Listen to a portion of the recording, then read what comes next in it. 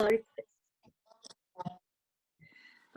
inshallah ta'ala nahmaduhu wa nusalli ala rasulihil kareem amma ba'd fa'a'udhu billahi minash shaitanir rajim bismillahir rahmanir rahim rabbi shrah li sadri wa yassir li amri wahlul 'uqdatam min lisani yafqahu qawli rabbi zidni ilma allahumma faqihna fid din allahumma ij'al amali kullahu salihan waj'alhu liwajhika khalisan wa la taj'al li ahadin fihi shay'a.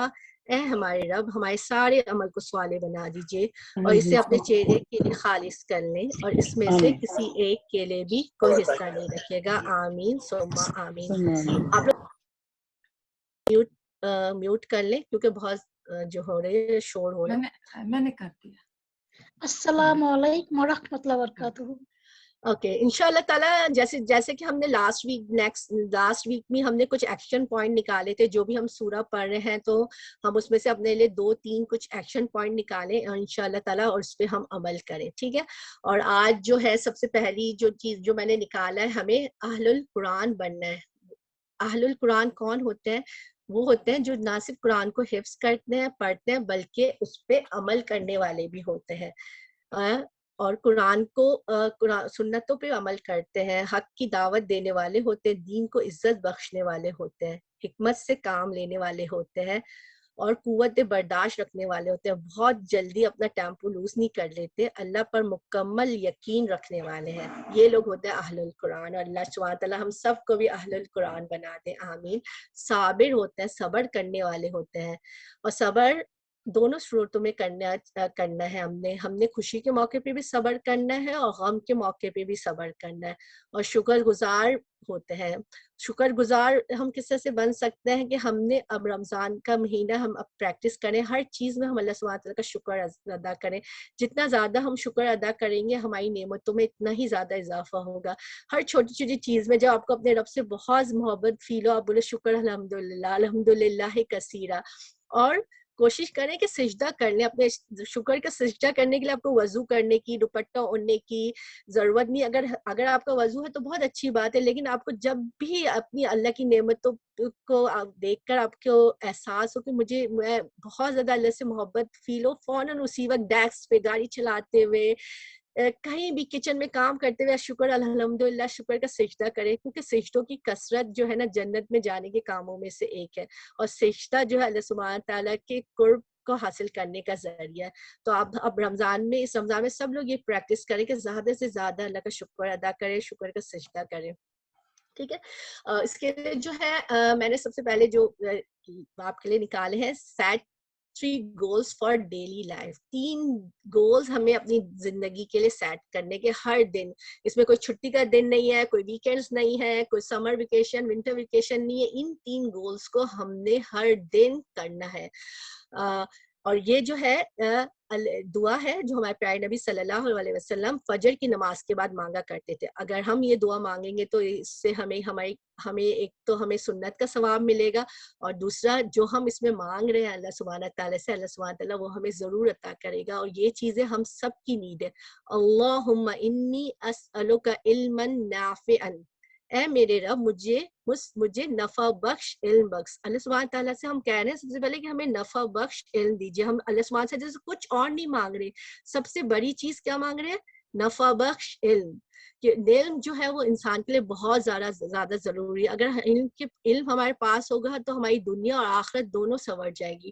اور اس کے بعد ہم دعا کریں اللہ سبحانہ تعالیٰ سے کہ اللہ سبحانہ تعالیٰ پاکیزہ رزق دے. علم حاصل کرنے کے اللہ سے دعا کریں اللہ سبحانہ تعالیٰ پاکیزہ اور طیب رزق عطا فرمائے. اور اس کے بعد جو تھرڈ چیز ہم اللہ سبحانہ سے مانگ رہے ہیں, اللہ سبحانہ سے کہہ رہے ہیں اللہ سبحانہ تعالیٰ قبول ہونے والے عمل کا میں سوال کر دو. یعنی کہ آج کا دن جو آپ نے مجھے دیا ہے اس میں آپ مجھ سے ایسے کام کروا لیں جو آپ کے لیے قابل قبول ہو اور میرا جو ایک آج کا دن ہے ایک بامقصد دن ہو. اب دیکھیں اگر یہ 3 ہم دعائیں مانگیں گے تو ہمارا دن جو ہے کتنا بامقصد ہوگا. اور اس کے لیے بس ایک چھوٹا سا میں آپ لوگ کو ٹپ یہ دوں گی کہ آپ لوگ ہمارے نبی صلی اللہ علیہ وسلم فجر کی نماز کے بعد اس سے مانگا کرتے تھے نا, تو آپ لوگ کیا کیجئے، ایک اسٹیکی نوٹ پیڈ لیں، اس میں یہ دعا لکھ لیں اپنے ہاتھ سے، کیونکہ آپ جب اپنے ہاتھ سے لکھیں گی تو اس کا اور زیادہ اجر ہوگا، اور اس سے کہیں ایسی جگہ پہ لگا دیں جہاں آپ فجر کی نماز پڑھتے، مطلب کسی ٹیبل پہ یا دیوار کے اوپر اسٹیکی نوٹ پیڈ چپکا دیں، اور اس سے یہ ہوگا کہ جب بھی آپ کی نظر پڑے گی آپ جو ہے اس کو بار بار مانگیں گے، اور یہ آپ کی جو ہے ایک ہیبٹ ڈیولپ ہو جائے گی. ٹھیک ہے نا؟ چلیں انشاءاللہ تعالی پھر ہم اپنا دورہ قرآن سٹارٹ کرتے ہیں، تلاوت کے شروع کرتے ہیں. اعوذ باللہ من الشیطان الرجیم، بسم اللہ الرحمن الرحیم.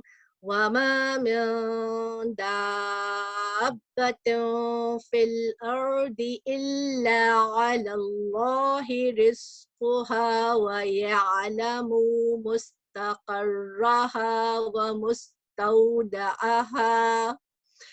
كل في كتاب مبين. زمین پر چلنے پھرنے والے جتنے جاندار ہیں سب کی روزیاں اللہ پر ہے، اور وہی اس کے رہنے سہنے کی جگہ کو جانتا ہے، اس کے سونے کی جگہ کو بھی سب کچھ واضح کتاب میں موجود ہے. زمین پہ چلنے والا کوئی جاندار ایسا نہیں جس کا رزق اللہ سبحانہ تعالیٰ کے ذمے نہ ہو. اس سے ہمیں یہ یاد رکھنا چاہیے کہ ہر انسان کا رزق جو ہے اللہ نے مقرر کر دیا ہے. نبی اکرم صلی اللہ علیہ وسلم نے فرمایا ابن آدم سے 4 چیزوں کے معاملے میں فارغ ہو چکا ہے، اس کی تخلیق، اس کے اخلاق، اس کے رزق اور اس کی موت. ایک اور روایت میں آتا ہے کہ رزق سے بھاگنے والا بھی رزق پا کر رہے گا. سنیے، رزق سے بھاگنے والا بھی رزق پا کر رہے گا. نبی اکرم صلی اللہ علیہ وسلم نے فرمایا اگر ابن آدم اپنے رزق سے اس طرح بھاگے جیسے موت سے بھاگتا ہے، موت سے لوگ بھاگتے ہیں ڈر کے، چاہتے نہیں کہ موت آئے، تو رزق اس کو اس طرح سے پالے جس طرح موت اسے پا لیتی ہے. یعنی اللہ سبحانہ تعالیٰ جو ہے ہر انسان کا رزق مقرر کر دیا ہے، چاہے وہ رزق کمانے کے لیے جائز طریقہ اختیار کرے یا ناجائز طریقہ اختیار کرے. جو رزق اس کے لیے لکھا ہوا ہے وہ اللہ تعالیٰ اس کو دے کر رہے گا. تو اس کے لیے یہ ہے کہ ہمیں کوشش تو کرنی چاہیے، لیکن بہت زیادہ پریشان ہونے کی ضرورت نہیں ہے. اللہ وہی ہے جس نے 6 دن میں آسمان اور زمین کو پیدا کیا اور اس کا عرش پانی پڑتا تاکہ وہ تمہیں آزمائے کہ تم میں سے اچھے عمل کون کرتا ہے. اللہ سبحانہ تعالیٰ کی تخلیق کی ابتدا اتوار کے دن سے ہوئی اور جمعے پہ ختم ہو گئی. پھر اس کا جو عرش ہے وہ 7 آسمان کے اوپر ہے، 7 آسمان کے بعد پانی اور پانی کے بعد اس کا عرش ہے. تو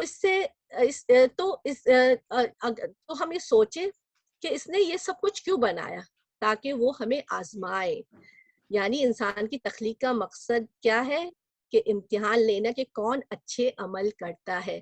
اللہ سبحانہ تعالیٰ نے فرشتوں کو بھی بنایا ہے، اور فرشتے اللہ کے حکم کے تابع ہیں. جو کچھ اللہ سبحانہ تعالیٰ ان سے کہتے ہیں وہ اس کے آرڈر کو پورا کرتے ہیں. چاند، سورج، ستارے سب اللہ تعالیٰ کے حکم کے مطابق چل رہے ہوتے ہیں. لیکن اللہ سبحانہ تعالیٰ نے ہمیں بنایا، اور ہمیں بنانے کے بعد اللہ سبحانہ تعالیٰ نے ہمیں چوائس دے دی کہ ہم کیا اچھے کام کریں یا برے کام کریں نا. اور یہ چوائس صرف انسان کو اللہ سبحانہ تعالیٰ نے دی ہے. اس کی وجہ کیا ہے؟ تاکہ اللہ سبحانہ تعالیٰ ہمیں آزمائے کہ ہم میں سے کون بہتر عمل کرتا ہے. اور بہتر عمل کرنے کے لیے اچھی نیت کا ہونا بہت زیادہ ضروری ہے. اور ہر کام کرنے سے پہلے اپنی نیتوں کو ہم چیک کریں کہ ہماری نیت میں اخلاص ہے یا نہیں. اور اگر ہم ان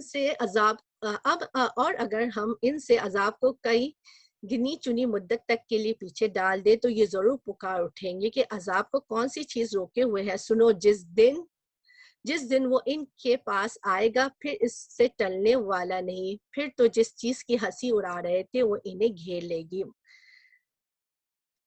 اگر ہم انسان کو اپنی نعمت کا ذائقہ چکا کر پھر اس سے لے لے تو وہ بہت ہی نا امید اور بڑا ناشکرہ بن جاتا ہے. اگر ہم انسان کو رحمت کا مزہ چکاتے ہیں پھر اس سے چھین لیں، یعنی اچھے حالات کے بعد تکلیف دہ حالات آ جائیں انسان کی زندگی میں، تو ہم کیا کرتے ہیں؟ ہم مایوس ہو جاتے ہیں اور اللہ سبحانہ تعالیٰ کی ناشکری کرنے لگ جاتے ہیں. اور اگر ہم میں سے کوئی مزہ چکھائے اس سختی کے بعد جو اس سے پہنچ چکی تھی تو کہنے لگتا ہے کہ بس برائیاں مجھ سے جاتی رہیں، یقیناً وہ بڑا اترانے والا اور شیخی خور ہے، یعنی بجائے اس کی کو شکر ادا کر رہا ہے، جب اس پہ نعمتیں آتی ہیں وہ تکبر کرنے لگتا ہے. تو انسان کا حال کیا ہے کہ وہ زیادہ تر ناشکری ہی کرتا ہے، اور ہم چھوٹی چھوٹی چیزوں میں ناشکری کر لیتے ہیں اور ہمیں پتہ بھی نہیں چلتا ہم ناشکری کر رہے ہو. تھوڑا سا ویدر خراب ہو، او اتنی گرمی ہو رہی ہے، گرمی لگ رہی ہے، اوکے اے سی چل نہیں رہا. مسجدوں میں آج کل ہم تراویح کے لیے جا رہے ہیں، پنکھوں کے لیے اتنی ناشکری کر رہے ہوتے کہ گرمی ہے، فین آن نہیں ہو رہے، فین کہیں آن ہو رہے ہوتے، کسی کو پرابلم ہو رہی ہوتی ہے. تو آپ دیکھیں یہ غیر شعوری طور پر ہم ناشکری کرتے ہیں نا اللہ سبحانہ تعالیٰ کی چیزوں کے لیے، چھوٹی چھوٹی چیزوں کے لیے. تو اب اس رمضان میں ہم نے شعوری طور پہ ہر چیز کا شکر ادا کرنا ہے. اس کے لیے میں آپ کے سامنے یوسف علیہ السلام کا قصہ رکھوں گی. یوسف علیہ السلام کو اگر ہم دیکھتے ہیں تو وہ باپ کی آنکھوں کا تارا تھے، اور ان کو ان کے جو ڈیڈ تھے ان کی محبت نصیب ہوئی تھی. لیکن اس کے بعد کیا ہوا، ان کی زندگی میں کیا ہوا کہ ان کے بھائیوں نے انہیں کنویں میں ڈال دیا. تکلیف دہ حالت پیدا ہو گیا، لیکن پھر اس کے بعد وہ کنویں سے نکل کر عزیز مصر کے پاس پہنچ گئے. خوشحالی آ گئی. پھر کیا ہوا، پھر آزمائش آئی عزیز کی بیوی کی طرف سے، جس کی وجہ سے انہیں جیل میں پہنچا دیا گیا. واپس تکلیف دہ حالات ہو گئے. پھر آسانی پھر اس کے بعد کیا ہوا کہ جیل سے نکل کر مصر کے تخت پر بیٹھ گئے، یعنی کہ بادشاہ بن گئے. پھر آسانیاں آ گئی.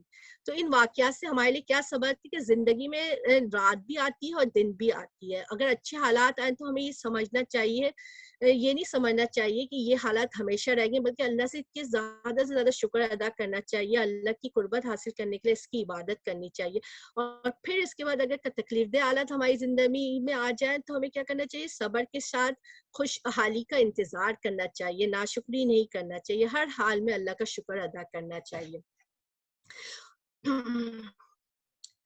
آیت نمبر 11، سوائے اس کے جو صبر کرتے ہیں اور نیک کاموں میں لگے رہتے ہیں، انہی لوگوں کے لیے بخشش بھی ہے اور بہت بڑا بدلہ، یعنی کہ اجر عظیم ہے، جنت الفردوس ان لوگوں کے لیے ہے کہ جو لوگ صبر کرتے ہیں.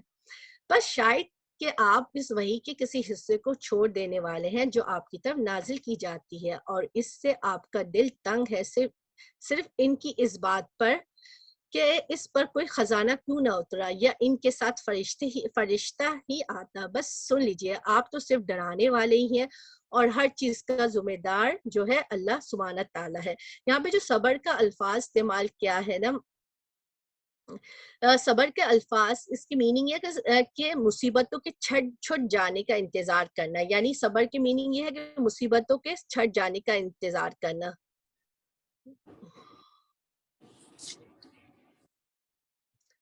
آیت نمبر 13، اس میں ہمارے پیارے نبی صلی اللہ علیہ وسلم کی زندگی میں آپ کے سامنے رکھوں گی. ہمارے جو پیارے نبی صلی اللہ علیہ وسلم تھے وہ تمام انسانوں سے زیادہ صبر اور حوصلے والے تھے نا، مگر ان کی زندگی میں کبھی کچھ ایسی واقعات آ جاتے تھے جس سے ان کو گھبراہٹ طاری ہو جاتی تھی. وہ ایک عام انسان کو بھی ہوتی ہے، اور وہ اپنے ان حالات سے پریشان ہونے لگتے تھے. تو اللہ سبحانہ تعالیٰ نے ان کو ان کا مقام یاد دلایا اور ان کا کانفیڈنس ڈیولپ کیا. تو یہ ایک جو ہے وہ بہت نیچرل سی چیز ہے کہ جب ہمارے پاس مشکلات پریشانیاں آتی ہیں تو ہم پریشان ہو جاتے ہیں، لیکن اس کا سلوشن یہ ہے کہ اللہ سبحانہ تعالیٰ پر توکل کرے اور سوچے کہ اللہ سبحانہ تعالیٰ ہی ہماری تمام پرابلم کا سلوشن جو ہے اللہ سبحانہ تعالیٰ کے پاس ہے. کہتے ہیں کہ اس قرآن کو اسی نے گھڑا ہے جو اب جواب دیجئے کہ پھر تم بھی اس کی مثل 10 صورتیں گھڑی ہوئی لے آؤ، اللہ کے سوا جسے چاہے اپنے ساتھ بلا بھی لو اگر تم سچے ہو. اگر وہ تمہاری بات کو قبول نہ کرے تو تم یقین سے جان لو کہ قرآن اللہ کے علم کے ساتھ اتارا گیا ہے. یہ کہ اللہ کے سوا کوئی معبود نہیں، بس کیا تم مسلمان ہوتے ہو؟ یعنی جو بھی نیکی کرتے ہیں، جو لوگ نیکی کرتے ہیں دنیا میں اور وہ اس کا اجر جو ہے اللہ سبحانہ تعالیٰ سے چاہتے ہیں اور دعا مانگتے ہیں کہ اس کی نیکی کے بدلے ان کو آخرت میں اجر دینا، تو اللہ سبحانہ تعالیٰ ان کو دنیا میں بھی اس کا اجر دیتا ہے اور آخرت میں بھی اس کا اجر دیتا ہے. اس کے برخلاف جو لوگ صرف دنیا مانگ رہے ہوتے ہیں تو اللہ سبحانہ تعالیٰ ان کو دنیا دے دیتا ہے، آخرت میں ان کا کوئی حصہ نہیں ہے. ایسے لوگوں کے لیے یہ ان لوگوں کے لیے سزا بھی بتائی گئی ہے. جو شخص دنیا کی زندگی اور اس کی زینت پر جو لوگ دنیا کی زندگی اور اس کی زینت چاہتا ہے پھر ایسوں کو ان کے کل اعمال کا بدلہ یہی بھرپور پہنچا دیتے ہیں یہاں انہیں کوئی کمی نہیں کی جاتی. یہی وہ لوگ ہیں جن کے لیے آخرت میں سوائے آگ کے اور کچھ نہیں, اور جو کچھ انہوں نے یہاں کیا ہوگا وہاں سب اکارت ہے, اور جو اعمال تھے سب برباد ہونے والے ہیں. کیا وہ شخص جو اپنے رب کی دلیل پر ہو اور اس کے ساتھ اللہ کی طرف کا گواہ ہو اور اس سے پہلے موسیٰ کی کتاب گواہ ہو جو پیشوا اور رحمت, اور یہی لوگ ہیں جو اس پر ایمان رکھتے ہیں, اور تمام فرشتے اور تمام فرقوں میں سے جو بھی اس کا منکر ہو اس کے آخری وعدے کی جگہ جہنم ہے. بس تو اس میں کسی قسم کے شبے میں نہ رہنا, یقیناً یہ تیرے رب کی جانب سے سراسر حق ہے, اور اکثر لوگ ایمان والے نہیں ہوتے. کچھ لوگ ایسے ہوتے ہیں جن کی فطرت جو ہوتی ہے وہ سلیم ہوتی ہے. سلیم فطرت سے مراد یہ ہے کہ ان کے اندر بہت زیادہ خیر ہوتی ہے, وہ بہت سارا علم تو نہیں رکھتے لیکن اس کے باوجود وہ اپنے رب کو پہچانتے ہیں کس کے ذریعے, کائنات کی نشانیوں کے ذریعے. اور جب ان کا کتاب سے انٹریکشن ہوتا ہے, اللہ کی کتاب سے کوئی آیت ان کے کانوں میں پڑتی ہے یا کچھ سن لیتے ہیں, تو کیا ہوتا ہے کہ وہ فوراً رہنمائی ان کو حاصل ہوتی ہے اور وہ ایمان لے آتے ہیں بغیر کسی شک میں پڑے ہوئے. اس کے برخلاف کچھ ایسے لوگ ہوتے ہیں جو پیغمبروں کے گھروں میں پیدا ہوتے ہیں, جو دیندار لوگوں کے گھروں میں پیدا ہوتے ہیں, ہر قسم کے دلائل ان کے سامنے ہوتے ہیں لیکن اس کے باوجود بھی وہ حق کو مان کر نہیں دیتے. تو ہمارا طرز عمل یہ ہونا چاہیے کہ جب بھی حق ہمارے سامنے آ جائے تو ہم نے اس کو فوراً مان لینا ہے. آیت نمبر 18, اس سے بڑھ کر ظالم کون ہوگا جو اللہ پر جھوٹ باندھے. یہ لوگ اپنے پروردگار کے سامنے پیش کیے جائیں گے اور سارے گواہ کہیں گے کہ یہ وہ لوگ ہیں جنہوں نے اپنے پروردگار پر جھوٹ باندھا.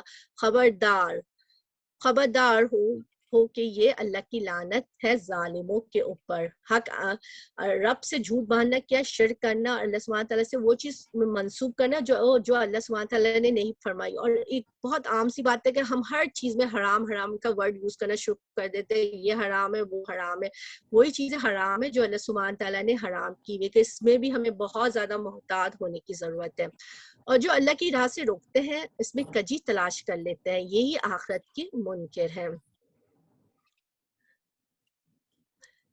نہ یہ لوگ دنیا میں اللہ کو ہرا سکے, نہ ان کا کوئی حمایتی اللہ کے سوا ہوا. ان کے لیے عذاب دگنا کیا جائے گا, نہ یہ سننے کی طاقت رکھتے تھے نہ دیکھتے ہی تھے. یعنی کہ ان لوگوں کو دگنا عذاب, یا ایک تو خود گمراہ ہونے کا عذاب ان کو ملے گا, اور دوسرا یہ کہ دوسروں کو گمراہ کرتے ہیں, اس وجہ سے ان کو دوہرا عذاب دیا جائے گا. یہی ہے جنہوں نے اپنا نقصان آپ کر لیا, اور وہ سب کچھ ان سے کھو گیا جو انہوں نے گھیر رکھا تھا. بے شک یہ لوگ آخرت میں ضیاءکار ہوں گے.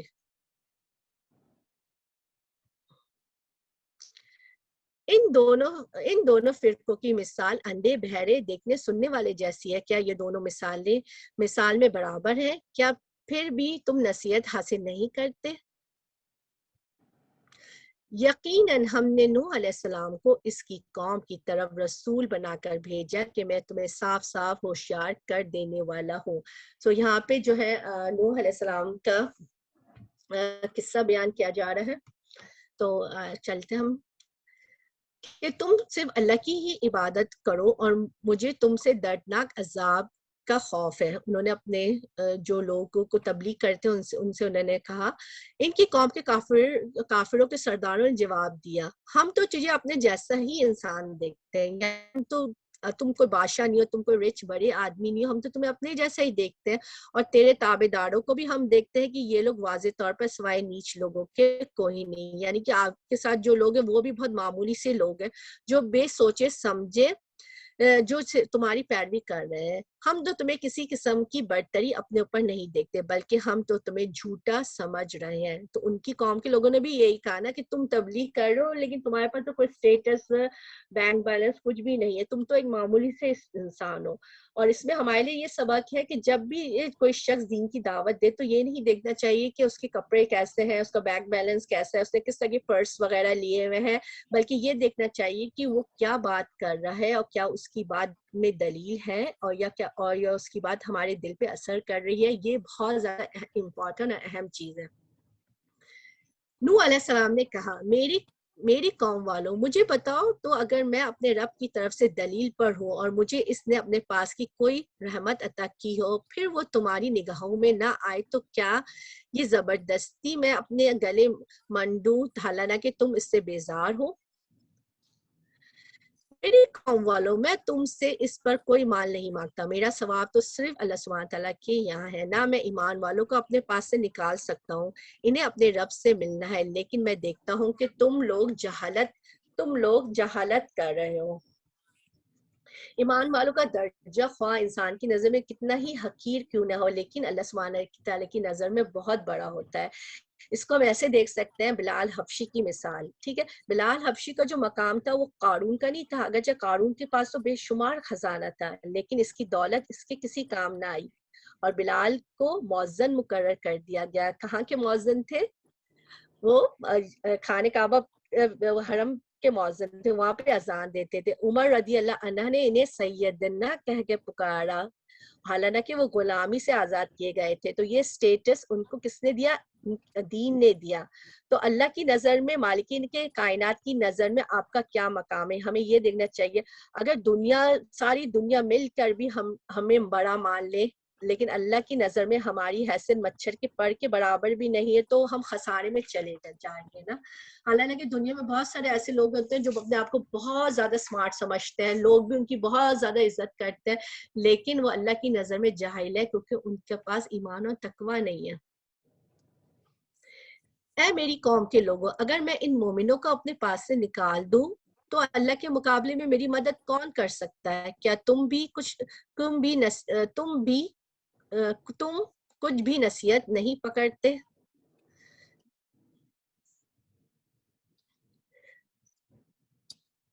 میں تم سے نہیں کہتا میرے پاس اللہ کے خزانے ہیں, میں غیب کا علم بھی نہیں رکھتا, نہ یہ میں کہتا ہوں کہ میں کوئی فرشتہ ہوں, نہ میرا یہ قول ہے کہ جس پر تمہاری نگاہیں ذلت سے پڑی رہی ہیں انہیں اللہ کی کوئی نعمت دے گا ہی نہیں. ان کے دل میں جو ہے اسے اللہ ہی خوب جانتا ہے. اگر میں ایسی بات کہوں تو یقیناً میرا شمار ظالموں میں ہو جائے گا. قوم کے لوگوں نے کہا, اے نوح تو نے ہم سے بحث کر لی, خوب بحث کر لی, اب تو جس چیز سے ہمیں دھمکا رہا ہے وہی ہمارے پاس لے کر آ, تو سچا ہے, یعنی کہ عذاب کا تقاضا کر رہے تھے. جواب دیا کہ اسے بھی اللہ تعالیٰ ہی لائے گا اگر وہ چاہے گا. ہاں تم اسے ہرانے والے نہیں.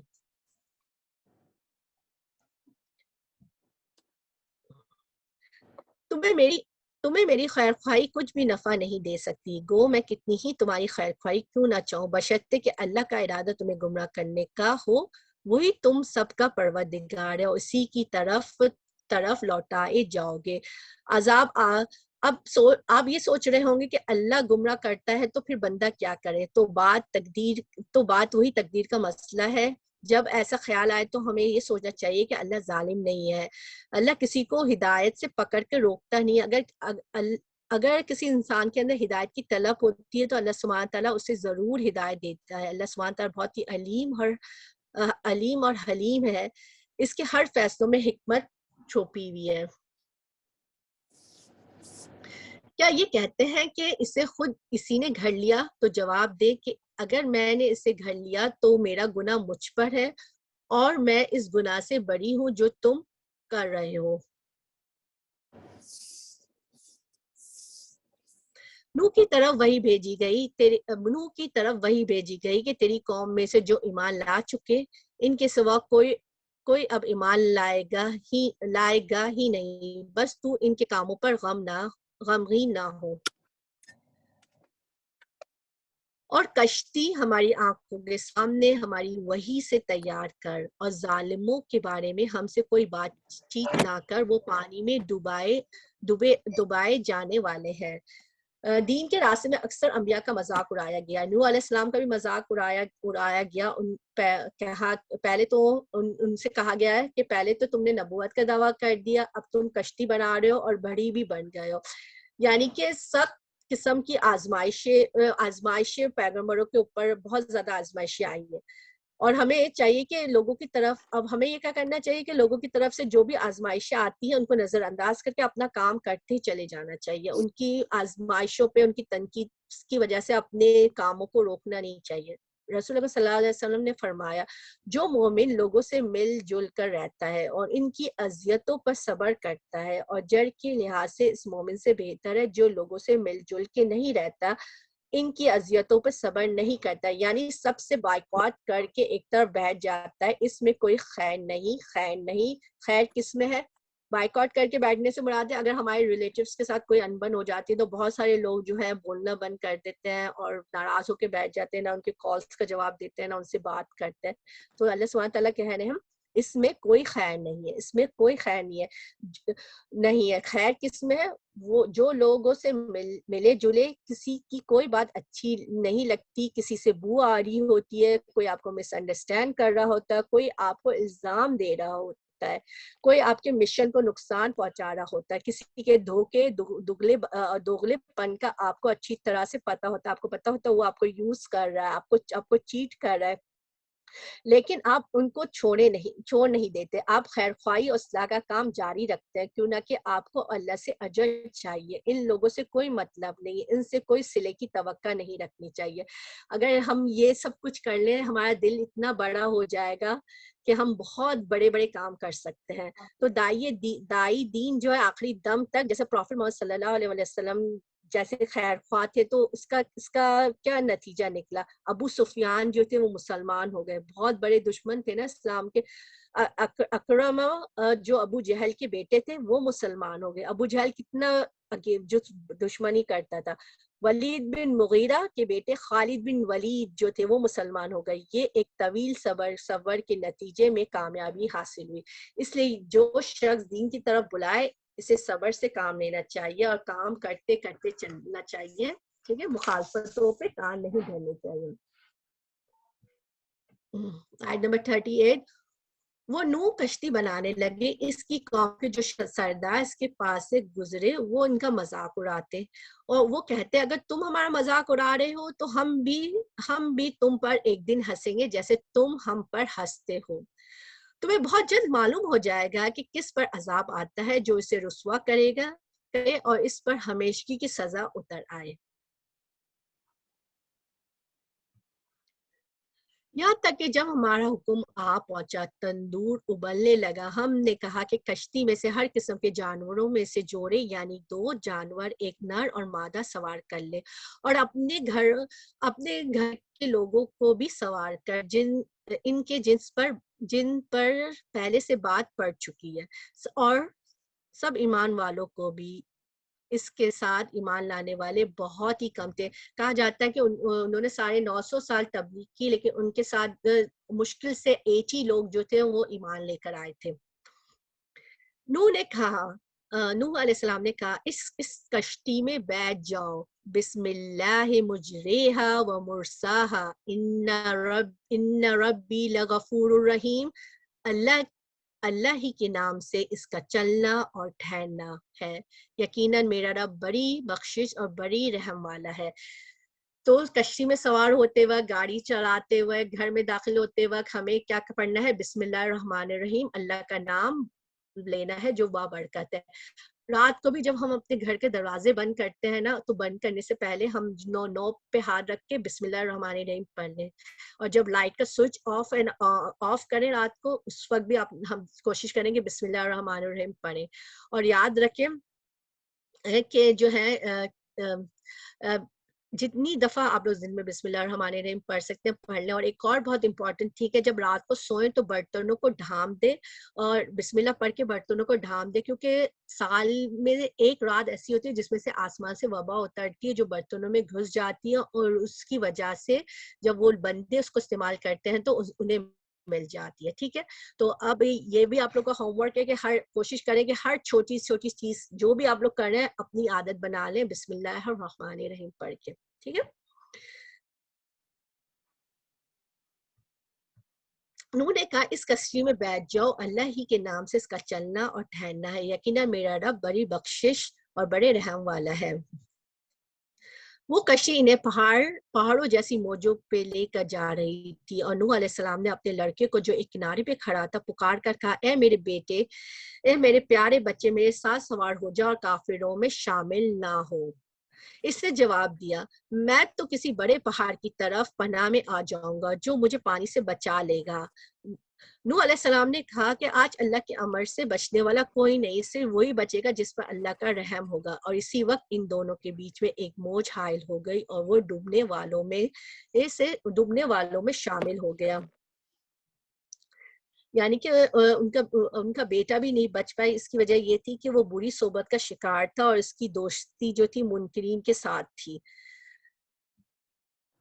फरमा दिया गया कि ए जमीन अपने पानी को निगल जा, ए आसमान बस कर थम जा। इस वक्त पानी सुखा दिया गया और काम पूरा कर दिया गया और कश्ती जूदी नामी पहाड़ पर जा लगी। फरमा दिया गया जालिम लोगों पर लानत है। नूह ने अपने परवरदिगार को पुकारा और कहा कि मेरे रब, मेरा बेटा तो मेरे घर वालों में से है, यकीनन तेरा वादा बिल्कुल सच्चा है और तू तमाम हाकिमों से बढ़कर हाकिम है।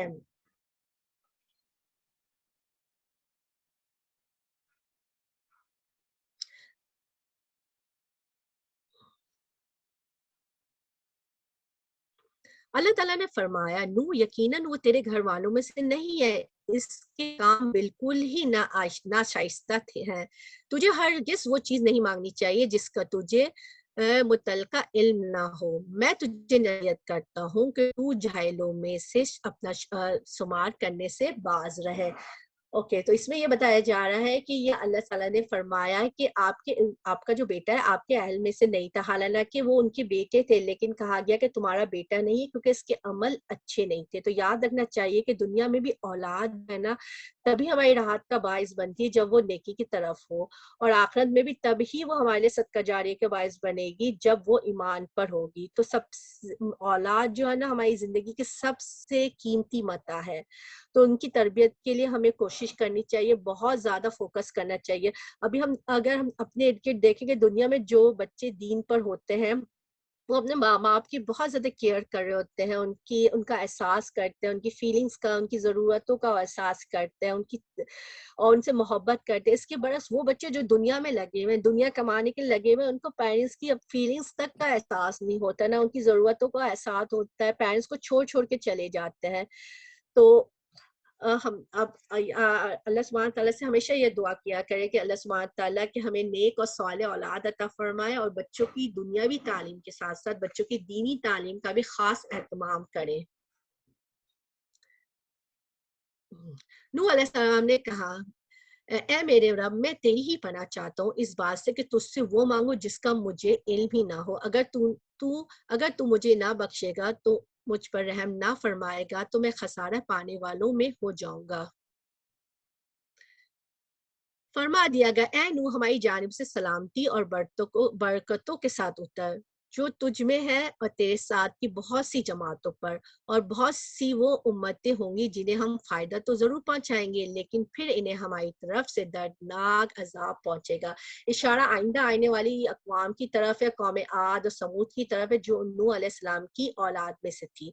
और आप देखते हैं कि कश्ती पर जो थे ना वो सिर्फ ईमान वाले बच्चे थे, लेकिन ईमान वालों की नस्लों में से क्या हुआ, फिर काफिर पैदा हो गए, फिर उनको डिबो दिया गया, फिर ईमान वाले बच्चे, और फिर ईमान वाली की नस्लों से कुछ दूसरे लोग पैदा हुए जो ईमान के मुनकर थे और काफिर थे। तो याद रखिए ये सिलसिला चलता रहता है, کبھی ایمان والوں میں سے وہ جو اولاد ہوتی ہے وہ کافر ہوتی ہے، کبھی باپ مسلمان ہوتا ہے تو بیٹا کافر ہوتا ہے. یہ سب اللہ کی شان ہے، اس کو پتہ ہے کہ کس کو ہدایت دینی ہے. تو ہمارا کام کرنے کا کیا، اللہ سبحانہ تعالیٰ سے ہدایت مانگے. اپنی نسلوں کے لیے ہمیشہ دعا کیا کیجیے کہ اے اللہ سبحانہ تعالیٰ ہماری نسلوں کو ایمان اور تقویٰ پہ قائم رکھنے والا بنانا، اور جب آپ ہماری نسل کے آخری انسان کو اس دنیا سے اٹھائے تو اسے مسلمان ہی رکھنا. یہ خبریں غیب کی خبروں میں سے ہیں جس کی وحی ہم آپ کی طرف کرتے ہیں، اور انہیں اس سے پہلے آپ نہیں جانتے تھے نہ آپ کی قوم، اس لیے آپ صبر کرتے رہیں اور انجام کار پرہیزگاروں کے لیے. ہمارے نبی صلی اللہ علیہ وسلم کو تسلی دی جا رہی ہے کہ آپ پہ جو مشکلات آئی ہیں وہ آپ سے پہلے کے بھی لوگوں پر آئی ہوئی ہے، اور یہ قصے سنا کے تسلی دی جا رہی کہ آپ جو ہے وہ صبر کیجیے.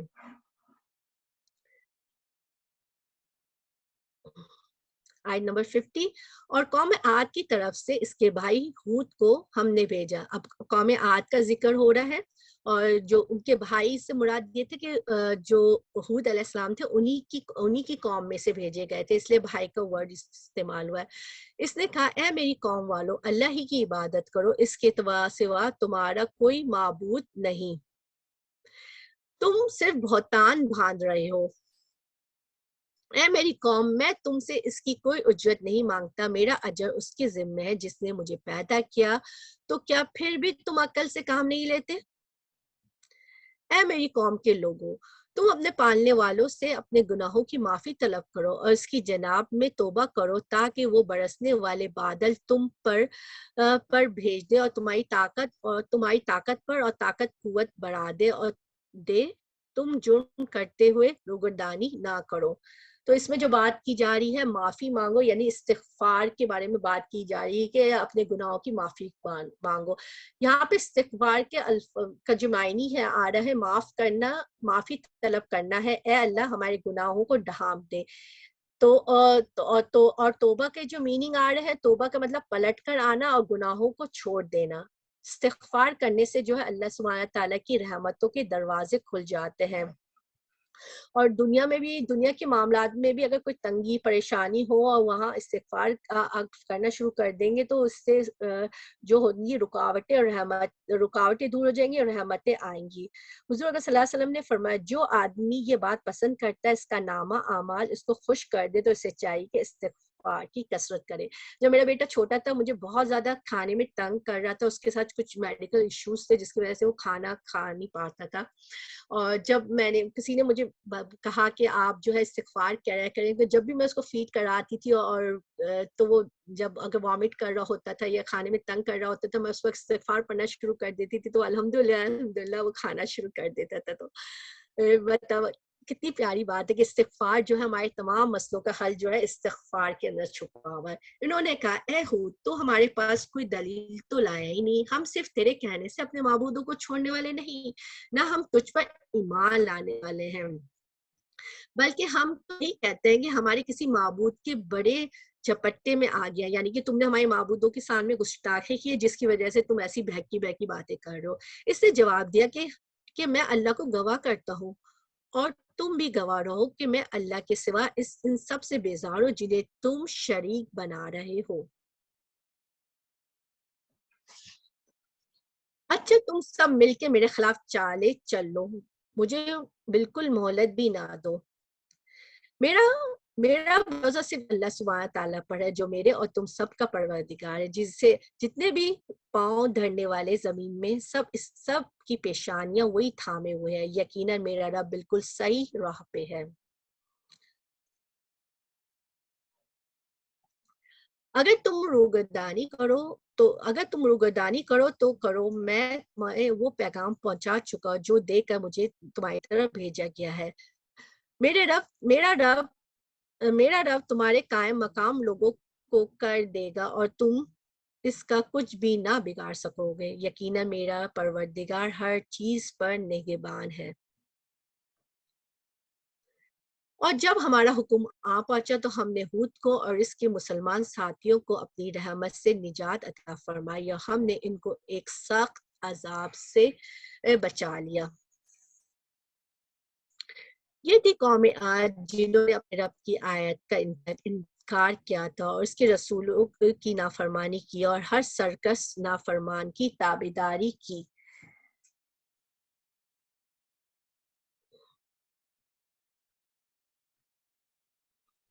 دنیا میں بھی ان کے پیچھے لعنت لگا دی گئی اور قیامت کے دن بھی۔ دیکھ لو قوم عاد نے اپنے رب سے کفر کیا اور ہود کی قوم عاد پر دوری ہوئی۔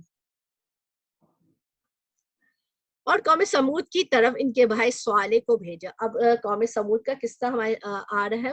قوم سمود کی طرف ان کے بھائی صالح کو بھیجا۔ اس نے کہا اے میری قوم تم اللہ کی عبادت کرو، اس کے سوا تمہارا کوئی معبود نہیں ہے۔ اس نے تمہیں زمین سے پیدا کیا اور اسی نے اس زمین میں تمہیں بسایا ہے، بس تم اس سے معافی طلب کرو اور اس کی طرف رجوع کرو، بے شک میرا رب دعا قبول کرنے والا ہے۔ اس میں جو قریب مجیب کے جو الفاظ یاد کیے، دو صفات آ رہی ہے، اس سے انسان کو بہت زیادہ حوصلہ ملتا ہے، اسپیشلی جب ہم دعا کر رہے ہوتے ہیں۔ قریب کے مطلب، قریب کے جو معنی جو ہے کہ اللہ سبحانہ تعالیٰ بہت زیادہ قریب ہے۔ مجیب کا مطلب ہے جو مانگتا ہے اس کو دے دیتا ہے۔ نبی اکرم صلی اللہ علیہ وسلم نے فرمایا بندہ تمام اوقات سے زیادہ پچھلی رات میں رب کے قریب ہوتا ہے سحری کے وقت، بس اگر ہو سکے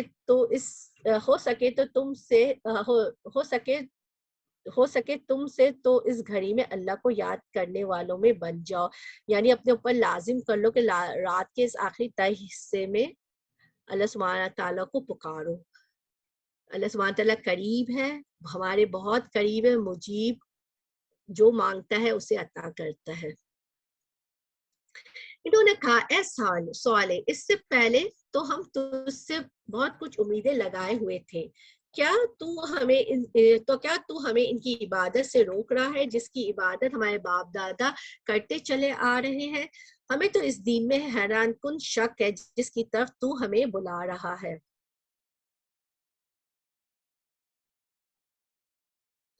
اس نے جواب دیا اے میری قوم کے لوگوں ذرا بتاؤ تو اگر میں اپنے رب کی طرف سے کسی مضبوط دلیل پر ہوں اور اس نے مجھے اپنے پاس کی رحمت عطا کی ہو، پھر اگر میں میں نے اس کی نافرمانی کر دی تو کون ہے جو اس کے مقابلے میری مدد کرے گا؟ تو تم میرا نقصان ہی بڑھا رہے ہو۔ اور اے میری قوم والو، اللہ کی بھیجی ہوئی اونٹنی جو میرے لیے ایک معجزہ ہے، اب تم اسے اللہ کی زمین میں کھاتی ہوئی چھوڑ دو اور اس سے کسی طرح کی ایذا یعنی کہ تکلیف نہ پہنچاؤ ورنہ فوری عذاب تمہیں آ پکڑے گا۔ یہ جو ہے یہ وہی اونٹنی تھی جو ان کے کہنے پہ ان کی آنکھوں کے سامنے اللہ سبحانہ تعالیٰ نے پہاڑ کے ایک چٹان میں سے برآمد کی تھی۔ یعنی کہ یہ جو اونٹنی تھی یہ نارمل طریقے سے پیدا نہیں ہوئی تھی، یہ اللہ سبحانہ تعالیٰ کا ایک بہت بڑا ان کے لیے معجزہ تھا۔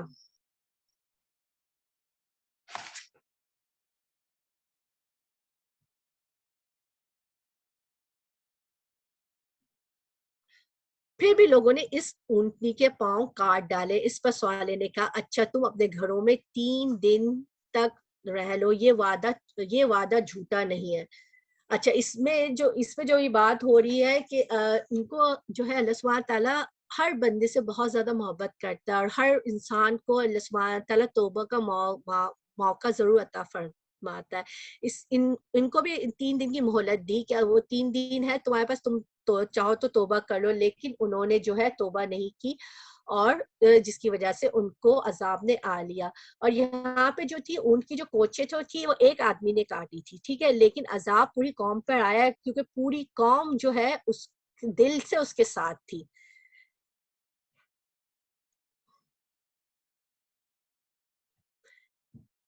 پھر جب ہمارا فرمان آ پہنچا ہم نے صالح کو اور اس پر ایمان لانے والوں کو اپنی رحمت سے اس سے بھی بچا لیا اور اس دین کی رسوائی سے بھی، یقیناً تیرا رب نہایت توانا اور غالب ہے۔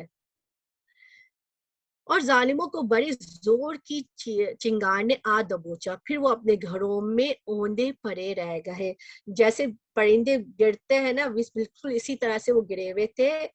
ایسی اس زلزلے سے جو تھے سب اوندے ہو کے گر گئے، جیسے وہاں کبھی کوئی آبادی نہیں تھی. حالانکہ یہ والی قوم جو تھی بہت ہی زیادہ شان و شوکت والی زندگی گزاری تھی اور ان کی بہت زیادہ ترقی یافتہ قوم تھی، لیکن ان کا انجام کیا ہوا؟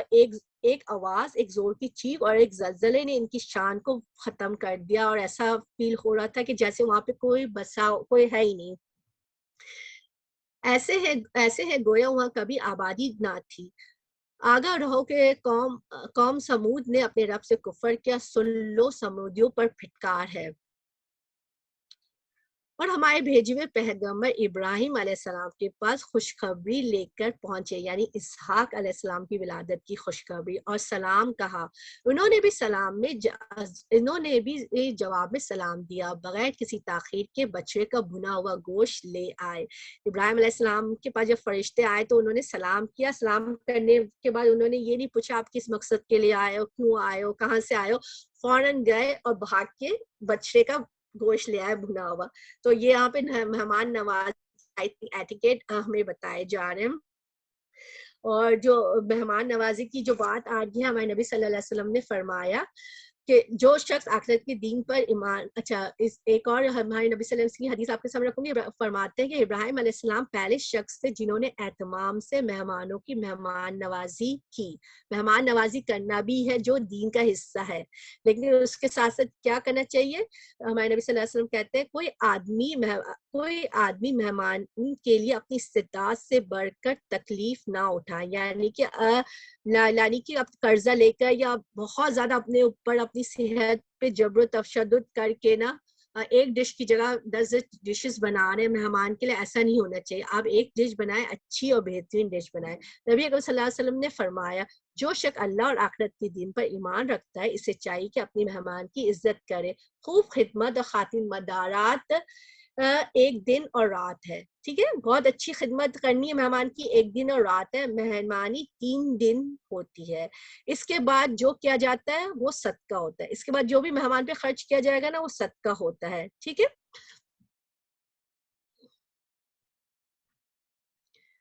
اس کی بیوی کھڑی ہوئی تھی، وہ ہنس پڑی تو ہم نے اسے اسحاق کی اور اسحاق کے بعد یعقوب کی خوشخبری سنائی. وہ کہنے لگے ہائے میری کم بختی، میرے ہاں اولاد کیسے ہوگی؟ میں خود بڑھیا اور میرا خامن بھی بہت بڑی عمر کے ہیں. یقیناً یہ بہت ہی عجیب بات ہے. فرشتوں نے کہا کیا تو اللہ کی قدرت سے تعجب کر رہی ہے تم پر اے اس گھر کے لوگوں پر اللہ کی رحمت اور اس کی برکتیں نازل ہو. بے شک اللہ تعالیٰ قابل تعریف ہے اور بڑی شان والا ہے. کہا جاتا ہے کہ ان کی جو ایج تھی نا آلموسٹ 80 اور 90 ایئرس کی ان کی عمر تھی.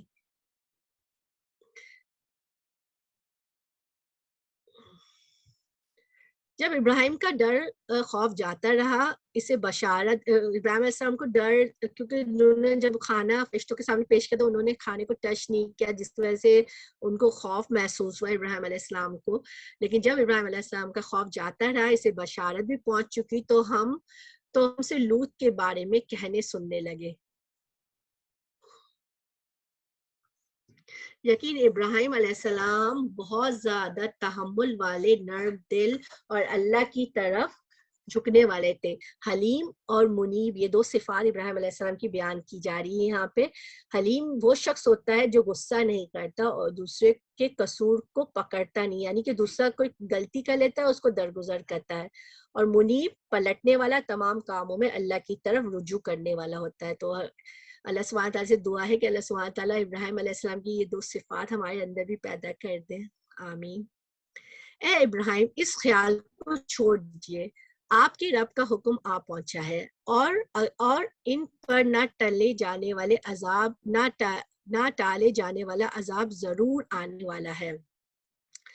جب ہمارے بھیجے ہوئے فرشتے لوط کے پاس پہنچے تو وہ ان کی وجہ سے بہت غمگین ہو گئے اور دل میں کرنے لگے اور کہنے لگے آج کا دن تو بڑی ہی مصیبت کا ہے. کیونکہ وہ جو لوط علیہ السلام کے بعد جو فرشتے آئے تھے وہ بہت زیادہ خوبصورت نوجوان کی شکل میں آئے تھے.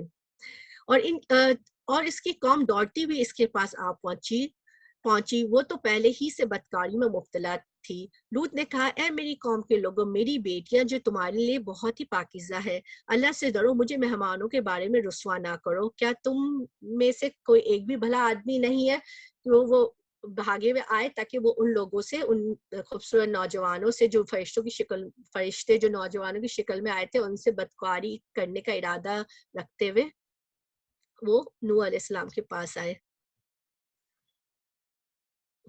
انہوں نے جواب دیا کہ تو بخوبی جانتا ہے کہ ہمیں تیری بیٹیوں پر کوئی حق نہیں، اور تو اصلی چاہت سے بھی بخوبی واقف ہے۔ لوط علیہ السلام نے کہا، کاش مجھ میں تم سے مقابلہ کرنے کی قوت ہوتی، یا میں ایک زبردست کا آسا پکڑ پاتا۔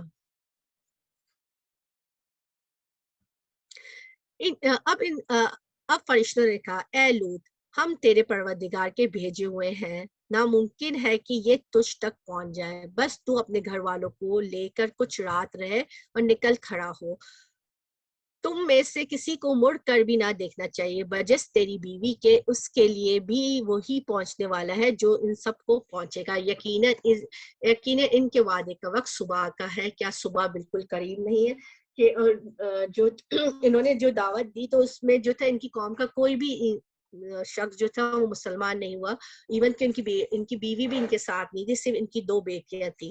اور یہاں پہ بتایا جا رہا ہے کہ صبح کا ان پر عذاب جو ہے صبح کے وہ مقرر کر دیا گیا ہے جو غفلت کی نیند سو رہے تھے، یعنی کہ صبح کو۔ اور بہت سے لوگ جو ہیں ہم دیکھتے ہیں کہ ساری رات جاگتے ہیں، برے کام کرتے رہتے ہیں، اور فجر کی نماز بھی نہیں پڑھتے اور پھر سو جاتے ہیں۔ اس قوم کا بھی ہو سکتا ہے شاید یہی حال ہو کہ وہ یہی کام جو ہے کرتے تھے۔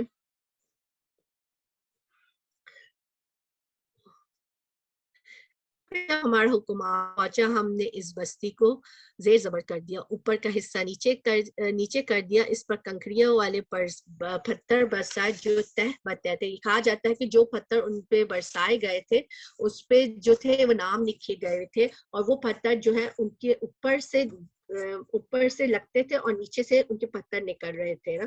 اتنا زیادہ شدید قسم کا اللہ سبحانہ تعالیٰ نے ان پہ عذاب بھیجا تھا۔ تیرے رب کی طرف سے نشان زدہ تھے، یعنی کہ جو پتھر تھے اللہ سبحانہ تعالیٰ کی طرف سے نشان زدہ تھے، وہ ان ظالموں سے بھی اور وہ ان ظالموں سے کچھ بھی دور نہ تھا۔ وآخر دعوانا الحمدللہ رب العالمین، سبحانک اللہم وبحمدک، نشہد ان لا الہ الا انت، نستغفرک ونتوب الیک۔ انشاءاللہ تعالیٰ جو نمبر 12 کا سیکنڈ ہاف جو ہے سسٹر شازیہ آپ کے ساتھ اس کا دورہ قرآن کریں گی۔ السلام علیکم ورحمۃ اللہ وبرکاتہ۔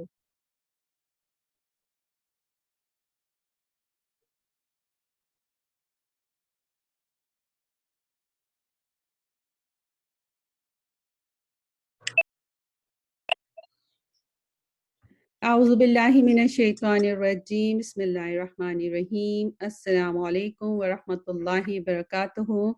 جزاک اللہ سسٹر شائنہ، آپ نے جو ہے بہت اچھے طریقے سے ہمیں اس جز کا آپ نے دورہ قرآن کرایا۔ انشاءاللہ اب ہاف آف دا جز انشاءاللہ اللہ کی توفیق سے ہم شروع کرتے ہیں۔ نحمده ونصلي على رسوله الكريم، اما بعد، فاعوذ باللہ من الشیطان الرجیم، بسم اللہ الرحمن الرحیم۔ رب اشرح لی صدری ویسر لی امری واحلل عقدۃ من لسانی یفقہوا قولی۔ ہم سب اپنی نیتوں کا دوبارہ سے جائزہ لیں اور اس کو نیتوں کو خاص کریں۔ ہمیں اپنی جو نیتیں ہیں اس کا چیک جو ہے ہر لمحے کرنا چاہیے ہے۔ ہم یہ نہیں سوچے کہ اب دورہ قرآن شروع ہوا تھا، ہم نے صبح میں تو اپنی نیت چیک کر لی تھی، اب ہمیں نیت چیک کرنے کی ضرورت نہیں ہے، بلکہ ہر موقع پہ ہمیں اپنی نیت کو بار بار چیک کرنے کی ضرورت ہے۔ اللہ تعالیٰ ہماری نیتوں کو خالص کرے اور ہمارا سننا جو ہے اس کو عمل میں لے کے آئے، اور اللہ تعالیٰ کا دیدار نصیب فرمائے۔ انشاءاللہ سورہ ہود کی آیہ نمبر 84 سے ہم انشاءاللہ اینڈ تک جائیں گے، اور اس کے بعد جو ہے سورہ یوسف ہم انشاءاللہ کریں گے۔ بسم اللہ۔ جیسا کہ آپ لوگ ابھی سن رہے ہیں پیغمبروں کے واقعات ہیں، تو اسی کو ہم آگے انشاءاللہ کنٹینیو کرتے ہیں۔ أعوذ بالله من الشيطان الرجيم بسم الله الرحمن الرحيم وإلى مدين أخاهم شعيبا قال يا قوم اعبدوا الله ما لكم من إله غيره ولا تنقصوا المكيال والميزان إني أراكم بخير وإني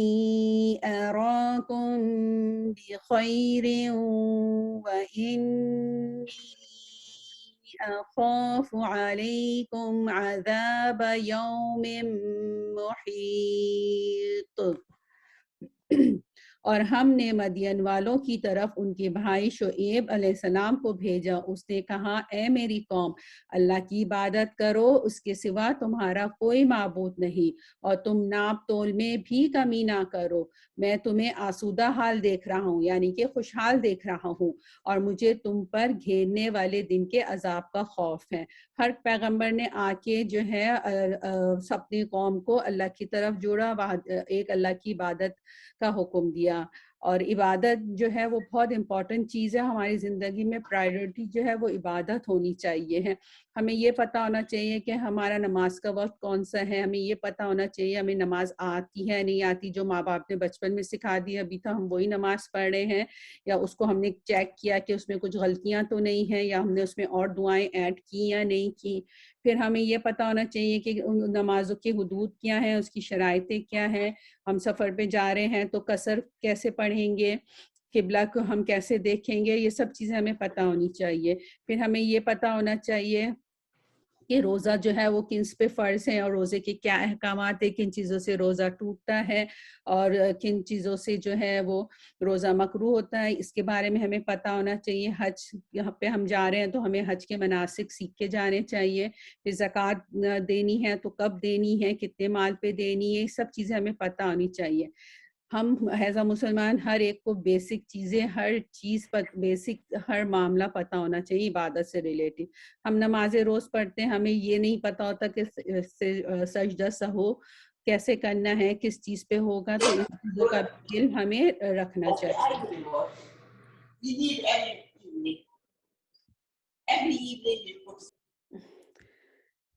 آیا نمبر 85. اے میری قوم ناپ تول کے ساتھ پوری کر لو ناپ تول. اے میری قوم ناپ تول انصاف کے ساتھ پوری کرو، لوگوں کو ان کی چیزیں کم نہ دو، اور زمین میں فساد اور خرابی نہ مچاؤ. جو بھی پیغمبر آئے انہوں نے ہم کو عبادت کے ساتھ جو ہے وہ اخلاقی برائیاں بھی کی اصلاح کے لیے بھی ہماری طرف رہنمائی کی ہے. یہاں پہ شعیب علیہ السلام جو ہے وہ اپنی قوم کی جو ناپ تول میں کمی ہے اس کے بارے میں بات کر رہے ہیں، کیونکہ یہ قوم جو تھی وہ بزنس کمیونٹی تھی، تو ان کو سکھایا جا رہا ہے کہ آپ نے کیا کرنا ہے. اور جو ناپ تول میں جو کمی ہے اس کے بارے میں ہم قرآن میں ہمیں اور جگہ بھی رہنمائی ملتی ہے. اسی آیت کی جو تفسیر ہے یہ ہمیں سورہ مطففین میں بھی ملتی ہے، اس میں جس میں کہا گیا کہ متفین کے لیے ہلاکت ہے، یعنی ناپ تول میں کمی کرنے والوں کے لیے ہلاکت ہے. یہ وہ لوگ ہیں کہ جب لوگوں سے ناپ کر لیتے ہیں تو پورا لیتے ہیں، اور جب دوسروں کو ناپ کر یا تول کر دیتے ہیں تو کم کر کے دیتے ہیں. تو یہ بہت بڑی جو ہے ایک خرابی تھی جس سے بہت زیادہ فساد پھیلنے کا ڈر تھا. بقیت اللہ خیر لکم ان کنتم مؤمنین وما انا علیکم بحفیظ. اللہ تعالیٰ کا حال کیا ہوا اللہ تعالیٰ کا حلال کیا ہوا جو بچ رہے تمہارے لیے بہت ہی بہتر ہے اگر تم ایمان لانے والے ہو. میں تم پر کچھ نگہبان اور دروغہ نہیں ہوں۔ اس کا مطلب ہے باقیات اللہ، جو میں نے ورڈ ہائی لائٹ کیا، اس سے مراد ہے ناپ تول میں کسی قسم کی کمی کیے بغیر دیانتداری کے ساتھ سودا دینے کے بعد حاصل ہو۔ یہ چونکہ حلال اور طیب ہے اور خیر و برکت بھی اسی میں ہے، اس لیے اسے اللہ کا بقیہ قرار دیا، یعنی کہ ایک جائز پروفٹ جو ہے وہ ہمارے لیے کافی ہے۔ انہوں نے جواب دیا، اے شعیب، کیا تیری صلاح تجھے یہی حکم دیتی ہے کہ ہم اپنے باپ داداؤں کے معبودوں کو چھوڑ دیں اور اپنے مالوں میں جو کچھ چاہیں اس کا کرنا بھی چھوڑ دیں؟ تو بڑا ہی باوقار اور نیک چلن آدمی ہے، یعنی کہ ان کو جو ہے تانا مارا جا رہا ہے ان کی پاک بازی کا۔ یہاں پہ صلاۃ کا معنی ہے مراد عبادت یا عبادت دین یا تلاوت ہے۔ اس سے مراد مفسرین کے نزدیک زکوٰۃ اور صدقات ہیں، جس کا حکم ہر آسمانی کتاب میں دیا گیا، یعنی کہ مسلمانوں سے پہلے بھی جو تمام آسمانی مذاہب تھے ان سب پہ زکوٰۃ فرض تھی۔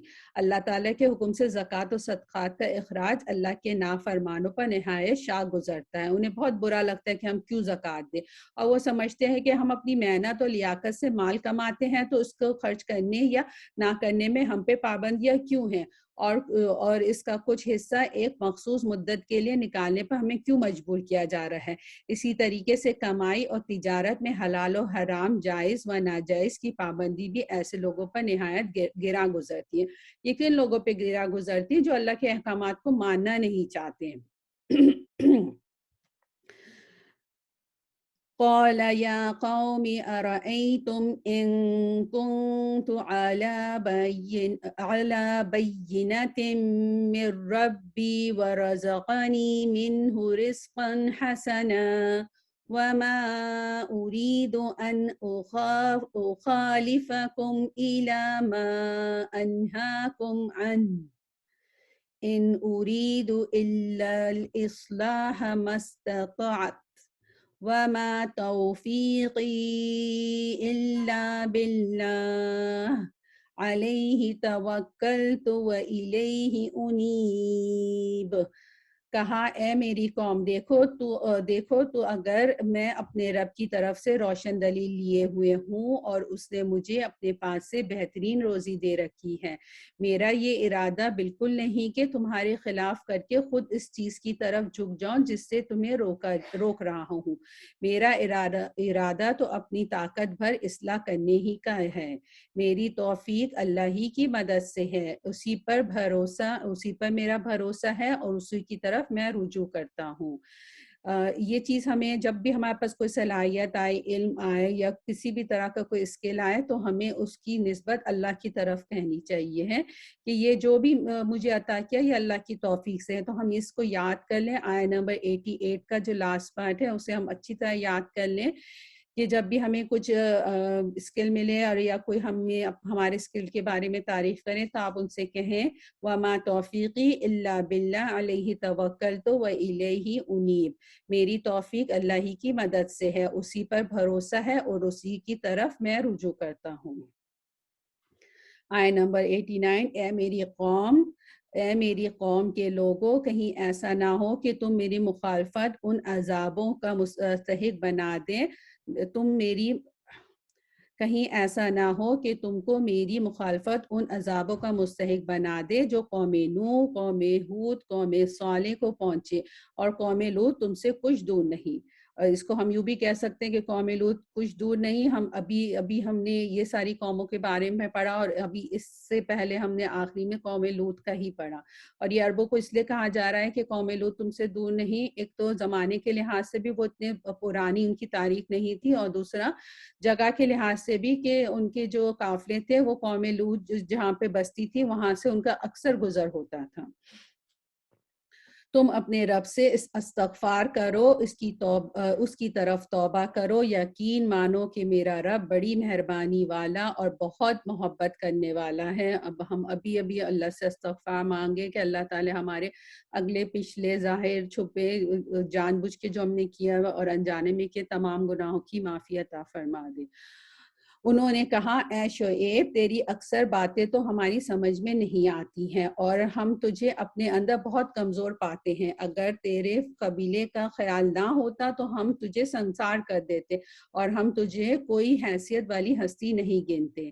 اب آپ دیکھیں کہ جو چیز جو یہاں پہ بات کی جا رہی ہے، ابھی بھی آج کے دور میں بھی یہ سب کچھ ہوتا ہے نا، کہ جو دین کی باتیں کرتا ہے انہیں لوگ ایسے کمزور، بیکورڈ، بیکار سا سمجھتے ہیں، اور لیکن اگر ان کا کوئی قبیلہ یا ان کا کوئی نسل جو ہے وہ کسی بڑے خاندان سے ہوتی ہے تو پھر تھوڑا بہت ان کو وہ دے دیا جاتا ہے، ان کا خیال رکھ دیا جاتا ہے، ورنہ تو خیال تو نہیں رکھتے، بس اس کی وجہ سے ان کو تھوڑا سا ڈھیل دے دی جاتی ہے۔ تو یہاں پہ ان لوگوں نے بھی شعیب علیہ السلام سے یہی بات کی کہ تیری کوئی حیثیت نہیں ہمارے نزدیک، جو ہمیں نصیحت کرا اس سے ہمیں کوئی فائدہ نہیں ہے۔ انہوں نے جواب دیا، یعنی شعیب علیہ السلام نے جواب دیا، اے میری قوم کے لوگوں، کیا تمہارے نزدیک میرے قبیلے کے لوگ اللہ سے بھی زیادہ ذی قوی ہیں کہ تم نے اسے پست پش ڈال دیا ہے؟ یقیناً میرا رب جو کچھ تم کر رہے ہو سب کو گھیرنے والا ہے۔ تو یہاں پہ اسی وقت شعیب علیہ السلام نے ان کی تردید کی اور ان سے کہا کہ یہ قبیلہ وبیلہ کچھ نہیں ہے، یہ جو سب عزت ہے وہ صرف اللہ ہی کی عزت ہے، مجھے جو اللہ نے عزت دی ہے وہ اللہ کی طرف سے عزت ہے، میرے قبیلے میں اس میں کوئی لینا دینا نہیں ہے، میں قبیلے کو کوئی اتنا امپورٹنس نہیں دیتا۔ تو ہمیں بھی چاہیے کہ ہم بھی جو ہے نا اس طرح کی چیزوں پہ میں مغلوب نہ ہونا ان چیزوں سے۔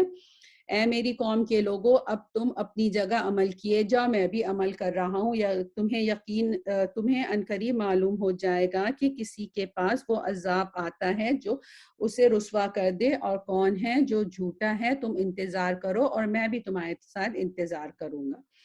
تو اس میں جو ہے شعیب علیہ السلام نے اپنی دعوت انہیں دے دی اور اپنی حجت تمام کر دی، اور اس کے بعد انہوں نے کہا کہ تم نے جو کرنا ہے تم کرو اور پھر ہم اللہ کا فیصلہ دیکھتے ہیں۔ آیت نمبر 94، جب ہمارا حکم عذاب آ پہنچا، ہم نے شعیب علیہ السلام کو اور ان کے ساتھ تمام مومنوں کو اپنی خاص رحمت سے نجات بخشی اور ظالموں کو سخت چنگار کے عذاب نے دبوچ لیا، جس سے وہ اپنے گھروں میں اوندے پڑے ہو گئے۔ یہاں پہ جو ہے سب سے پہلا جو ہے وہ چیخ کا عذاب ہے، اس چیخ سے ان کے دل پارا پارا ہو گیا اور ان کو موت واقع ہو گئی، اور اس کے بعد وہاں پہ زلزلہ بھی آیا۔ تو جہاں تک چیخ کا ہے کہ ایک خاص لیول کا اگر شور ہوتا ہے تو اس سے انسان جو ہے وہ بے ہوش بھی ہونے لگتا ہے اور مر بھی جاتا ہے۔ تو یہاں پہ بیسیکلی انسان کی کمزوری بتائی جا رہی ہے کہ وہ چیخ کے عذاب سے مر گئے تھے، یعنی کہ وہ اپنے آپ کو اتنا بڑا سمجھ رہے تھے لیکن ایک چیخ نے انہیں مار ڈالا، گویا کہ وہ ان گھروں میں کبھی بسے ہی نہ تھے۔ آگاہ ہو مدین کے لیے بھی وہی دوری ہو جیسے دوری سمود کی ہوئی، یعنی لعنت، پھٹکار، اللہ کی رحمت سے محرومی اور دوری۔ وَلَقَدْ أَرْسَلْنَا مُوسَى بِآيَاتِنَا وَسُلْطَانٍ مُبِينٍ۔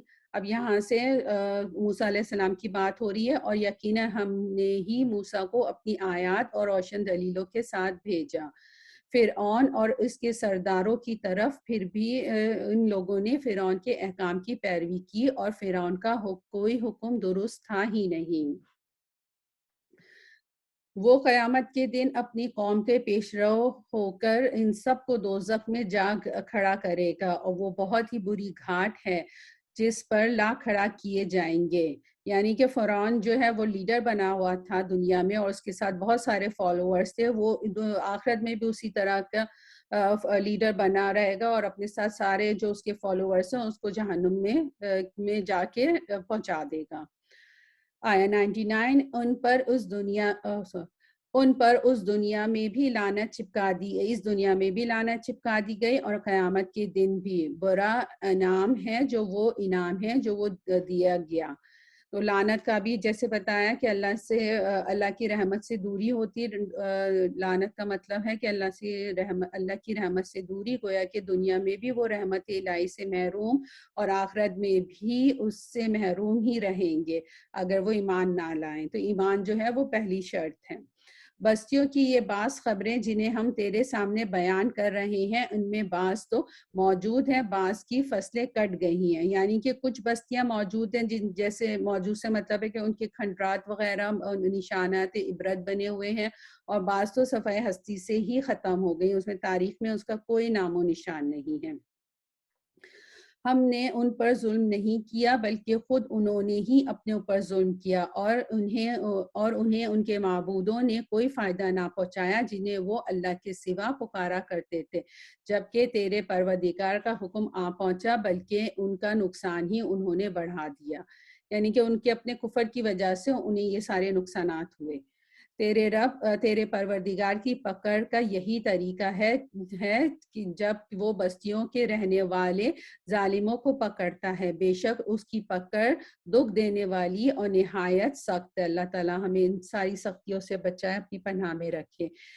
نبی کریم صلی اللہ علیہ وسلم نے فرمایا اللہ تعالیٰ یقیناً ظالم کو مہلت دیتا ہے، لیکن جب اس کی گرفت کرنے پر آتا ہے تو پھر اس طرح اچانک گراتا ہے کہ پھر مہلت نہیں دیتا۔ یہ حدیث جو ہے صحیح بخاری کی اور صحیح مسلم کی ہے۔ آیت نمبر 103، یقیناً اس میں ان لوگوں کے لیے نشانی عبرت ہے جو قیامت کے عذاب سے ڈرتے ہیں، وہ دن جس میں سب لوگ جمع کیے جائیں گے، اور وہ دن ہے جس میں سب حاضر کیے جائیں گے، یعنی حساب کتاب کا دن۔ ہم اسے ملتوی کرتے ہیں، وہ صرف ایک مدت معین تک ہے، یعنی کہ قیامت کا ایک وقت مقرر ہے، جب وہ آئے گا تو پھر ایک لمحے کے لیے بھی دیر نہیں ہوگی۔ جس دن وہ آ جائے گی مجال نہ ہوگی کہ اللہ کی اجازت کے بغیر کوئی بات بھی کر لے، سو ان میں کوئی وقت ہوگا اور کوئی نیک وقت ہوگا، یعنی کہ گفتگو نہ کرنے سے مراد ہے کسی کو اللہ تعالیٰ سے کسی طرح کی بات یا شفاعت کرنے کی ہمت ہی نہیں ہوگی الا یہ کہ وہ اجازت دے دیں، یعنی اللہ تعالیٰ خود اجازت دے۔ طویل حدیث شفاعت میں کا مفہوم ہے، رسول کریم صلی اللہ علیہ وسلم نے فرمایا اس دن انبیاء کے علاوہ کسی کو گفتگو کی ہمت نہ ہوگی، اور انبیاء کی زبان پر بھی صرف اس دن یہی ہوگا یا اللہ ہمیں بخش دے، یا اللہ ہمیں بخش دے۔ یہ حدیث صحیح بخاری اور صحیح مسلم کی ہے۔ لیکن جو بدبخت ہوئے وہ دوزخ میں ہوں گے، وہاں چیخیں گے، چلائیں گے۔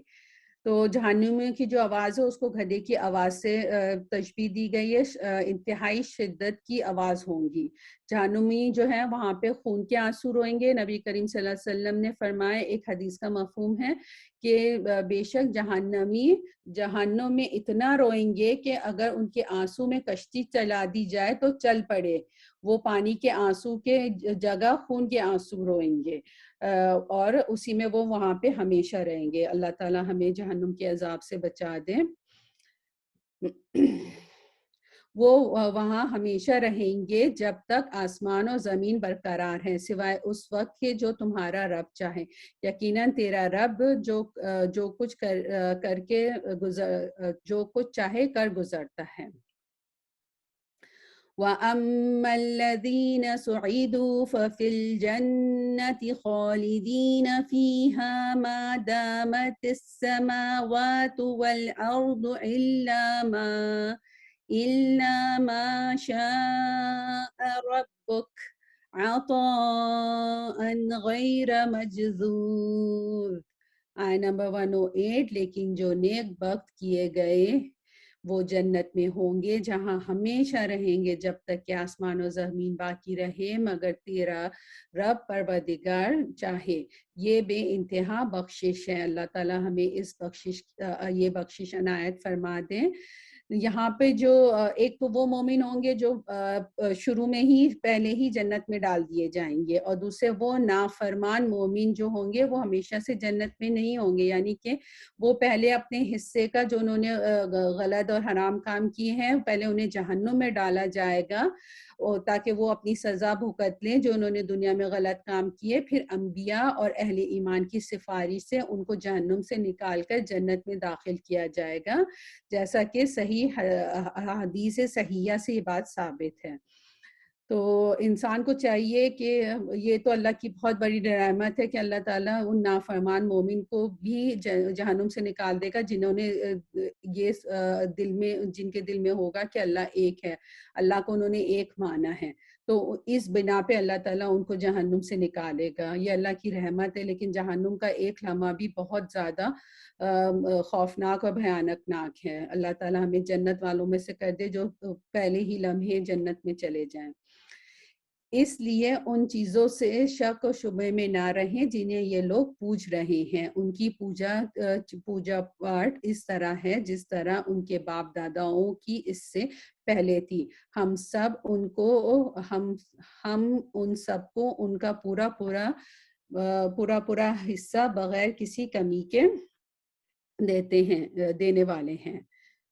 یقیناً ہم نے موسیٰ علیہ السلام کو کتاب دی، پھر اس میں اختلاف کیا گیا. اگر پہلے ہی آپ کے رب کی بات صادر نہ ہو گئی ہوتی تو یقیناً ان کا فیصلہ کر دیا جاتا. انہیں تو اس میں سخت شبہ ہے. یقیناً ان میں سے ہر ایک جب ان کے روبرو جائے گا تو آپ کا رب اس کے اعمال کا پورا بدلہ دے گا. بے شک وہ جو کر رہے ہیں ان سے باخبر ہے، یعنی اللہ تعالیٰ ہر چیز سے باخبر ہے.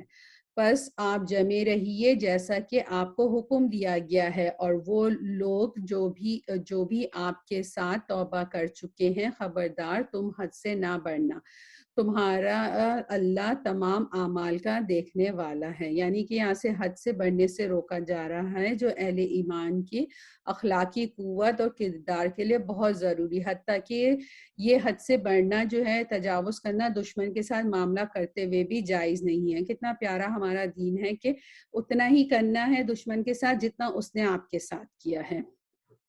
آیت نمبر 113. دیکھو ظالموں کی طرف ہرگز نہیں جھکنا ورنہ تمہیں بھی دوزخ کی آگ لگ جائے گی، اور اللہ کے سوا تمہارا مددگار نہ کھڑا ہو سکے گا، نہ تم مدد دیے جاؤ گے. اس کا مطلب ہے کہ ظالموں کے ساتھ نرمی کرتے ہوئے ان سے مدد حاصل مت کرنا. یعنی کہ یہ اتنی سخت بات تھی اس آیت میں کہ نبی کریم صلی اللہ علیہ وسلم نے ایک حدیث کے مفہوم میں کہا کہ مجھے سورہ ہود اور اس جیسی صورتوں نے بوڑھا کر دیا. یعنی اللہ کے حکم سے بھاگنے کا کوئی راستہ نہیں ہے. دین کتنا بھی مشکل ہو، نجات اسی کے اندر ہی ہے، اور ظالموں کی طرف میلان نہیں رکھنا چاہیے، ان کے اعمال پر راضی نہیں ہونا چاہیے. وَأَقِيمُوا الصَّلَاةَ طَرَفَيِ النَّهَارِ وَزُلَفًا مِّنَ اللَّيْلِ إِنَّ الْحَسَنَاتِ يُذْهِبْنَ السَّيِّئَاتِ ذَلِكَ ذِكْرَى لِلذَّاكِرِينَ. دن کے دونوں سروں میں نماز برپا رکھ، یعنی نماز قائم کر، اور رات کی کئی ساعتوں میں بھی. یقیناً نیکیاں برائیوں کو دور کر دیتی ہیں. یہ نصیحت ہے نصیحت پکڑنے والوں کے لیے. اس آیت میں ایک حدیث ہے. ابو ہریرہ رضی اللہ تعالیٰ عنہ کہتے ہیں کہ رسول کریم صلی اللہ علیہ وسلم نے فرمایا، جس نے اپنے گھر میں وضو کیا پھر اللہ کے گھروں میں کسی گھر کی طرف چل کر گیا تاکہ اللہ کے فرائض میں سے ایک فریضے کو ادا کرے، یعنی نماز ادا کرے، تو اس کی دونوں قدموں میں سے ایک گناہ مٹاتا ہے اور دوسرا درجات بلند کرتا ہے. کتنا اجر ہے باجماعت نمازیوں کے لیے.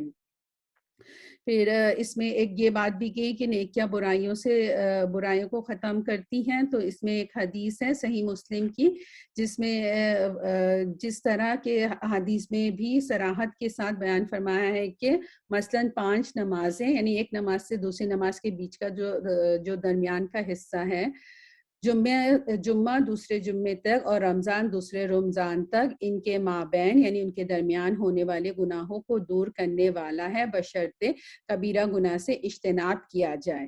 تو یہ ساری چیزیں آپ دیکھیں سبحان اللہ کہ ہمیں ویسے تو جمعہ 5 وقت کی نماز ہم پورا سال پڑھتے ہیں، جمعہ بھی ہمیں پورا سال ملتا ہے، اس مرتبہ رمضان بھی ہمیں ساتھ مل رہا ہے. تو یہ اللہ کی رحمت ہے کہ پچھلے رمضان سے اس رمضان تک بھی جو گناہ ہمارے سے سرزد ہوئے ہیں، اللہ تعالیٰ اس کی بھی ہمیں معافی عطا فرما دے. سبحان اللہ. پھر دوسری حدیث جو ہے، اور حدیث میں ہے کہ رسول کریم صلی اللہ علیہ وسلم نے فرمایا بتلاؤ اگر تم میں سے کسی کے دروازے پر بڑی نہر ہو، وہ روزانہ اس میں 5 مرتبہ نہاتا ہو، کیا اس کے بعد اس کے جسم پر میل کچیل باقی رہے گا؟ صحابہ نے عرض کیا نہیں۔ آپ صلی اللہ علیہ وسلم نے فرمایا اسی طرح 5 نمازیں ہیں، ان کے ذریعے سے اللہ تعالیٰ گناہوں اور خطاؤں کو مٹا دیتا ہے۔ یہ حدیث صحیح بخاری اور صحیح مسلم کی ہے۔ وَاصْبِرْ فَإِنَّ اللَّهَ لَا يُضِيعُ أَجْرَ الْمُحْسِنِينَ۔ آپ صبر کرتے رہیے، یقیناً اللہ تعالیٰ نیکی کرنے والوں کا اجر ضائع نہیں کرتا۔ صبر جو ہے وہ بہت بڑی اللہ کی رحمت ہے۔ پس کیوں نہ تم سے پہلے زمانے کے لوگوں میں سے ایسے اہل خبر لوگ ہوئے جو زمین میں فساد پھیلانے سے روکتے سوائے ان کے چند جنہیں ہم نے ان میں سے نجات دی تھی۔ ظالم لوگ تو اس چیز کے پیچھے پڑ گئے جس میں انہیں آسودگی دی گئی، اور وہ گنہگار لوگ تھے۔ آپ کا رب ایسا نہیں کہ کسی بستی کو ظلم سے ہلاک کر دے اور وہاں کے لوگ نیکوکار ہوں۔ آیا 118، اگر آپ کا پروردگار چاہتا تو سب لوگوں کو ایک ہی راہ پر ایک گروہ کر دیتا، وہ تو برابر اختلاف کرنے والے ہی رہیں گے۔ یعنی کہ اللہ تعالیٰ نے جو تمام لوگوں کا ایک ہی طرح کا دماغ نہیں بنایا، اور نہ ان کی سوچ بھی ایک طرح کی بنائی۔ تو جو ڈفرینس آف اوپینین ہوتا ہے وہ بیسکلی نیچرل ہوتا ہے، مگر ہم کو اس کو اختلاف میں ڈال کے اور اس میں مخالفت کر کے اس کو بڑھانا نہیں چاہیے۔ آپ ایک بات کہہ سکتے ہیں، آپ کو اگر چکن پسند ہے تو آپ کے گھر میں آپ کی ہی بہن ہے، ان کو جو ہے وہ بیف پسند ہے، تو اس کا مطلب یہ تو نہیں کہ آپ لوگ لڑیں کہ بھئی تمہیں چکن کیوں پسند ہے مجھے بیف کیوں پسند ہے۔ ایک چھوٹی سی مثال ہے۔ تو ڈفرینس آف اوپینین ہو سکتا ہے، لیکن اس کو آپ کو جو ہے اس کی مخالفتیں نہیں کرنی چاہیے پھر اس کے ساتھ۔ بجز ان کے جن پر آپ کا رب رحم فرمائے، انہیں تو اس لیے پیدا کیا ہے، اور آپ کے رب کی یہ بات پوری ہے کہ میں جہنم کو جنوں اور انسانوں سب سے پر کروں گا۔ اللہ ہمیں معاف فرمائے۔ رسولوں کے سب احوال ہم آپ کے سامنے آپ کی دل کی تسکین کے لیے بیان کر رہے ہیں۔ آپ کے پاس اس صورت میں بھی حق پہنچ چکا جو نصیحت و واعظ مومنوں کے لیے ہے۔ یہاں پہ بیسکلی رسول اکرم صلی اللہ علیہ وسلم کو تسلی دی جا رہی ہے، ان کو بتایا جا رہا ہے کہ میں جو آپ کے ساتھ یہ کر رہے ہیں، آپ کے ساتھ جو یہ لوگ معاملہ کر رہے ہیں وہ دوسرے پیغمبروں کے ساتھ بھی انہوں نے یہ سب معاملات کیے ہیں۔ آیا 121، ایمان نہ لانے والوں سے کہہ دیجئے کہ تم اپنے طور پر عمل کیے جاؤ، ہم بھی عمل میں مشغول ہیں، اور تم بھی انتظار کرو اور ہم بھی انتظار کریں۔ یعنی کہ آپ کا کام جو ہے وہ صرف ہدایت کا پیغام پہنچانا، ہدایت دینا اللہ کا کام ہے۔ زمینوں اور آسمانوں کا علم غیب اللہ تعالیٰ ہی کو ہے، تمام معاملات کا رجوع بھی اسی کی جانب ہے، پس تجھے اس کی عبادت کرنی چاہیے اور اسی پر بھروسہ رکھنا چاہیے، اور تم جو کچھ کرتے ہو اس سے اللہ بے خبر نہیں۔ الحمدللہ سورہ ہود کو اللہ کے حکم سے ختم ہوئی۔ اب ہم سورہ یوسف انشاءاللہ سٹارٹ کریں گے۔ یہ سب ساری صورتیں ہم پڑھتے ہیں، سارے نبیوں کی جو واقعات پڑھتے ہیں، تو ہمیں چاہیے کہ اپنے بچوں کے ساتھ بھی یہ چیزیں شیئر کریں، کیونکہ ان سارے واقعات میں ہمارے لیے بہت زیادہ لیسن، یہ دنیاوی کہانیاں نہیں ہیں، یہ جو سارے واقعات حقیقت میں ہوئے ہیں، اور ہر واقعے میں بہت ساری جو ہے وہ اللہ کی نشانیاں ہیں، ہمارے لیے عبرت کے بہت بڑے بڑے لیسن ہیں، چاہے بچے چھوٹے ہوں یا بڑے ہوں۔ اپنے پروفٹس کی اس سٹوریز بچوں کو سنائیں، صحابہ کی سنائیں، تابعین، تبع تابعین کی، صحابیات کی سٹوریز بچوں کو سنائیں، تاکہ انہیں پتہ چلے کہ ہماری صحابیات کیسی تھی، یہ سب کو ہمارا رول ماڈل ہونا چاہیے۔ ہم نے شروع سے اپنے بچوں کو یہ سٹوریز نہیں سنائیں، اب ہمارے بچے اگر جوان ہو گئے تو ہم یہ سوچے ہاں اب تو ہمارا ٹائم گزر گیا، نہیں گزرا ٹائم، بڑے بچوں کو بھی سنائیں۔ سٹوری صرف چھوٹے بچوں کے لیے نہیں ہوتے، بڑے بچوں کے لیے بھی ہوتی۔ تو آج سے کوشش کریں کہ ہم یہ ساری جو سٹوریز ہیں وہ اپنے بچوں کو سنائیں۔ انشاءاللہ ہم سورہ یوسف کی طرف انشاءاللہ چلتے ہیں۔ اعوذ باللہ من الشیطان الرجیم، بسم اللہ الرحمن الرحیم۔ الف لام را تلك آیات الکتاب المبین انا انزلناه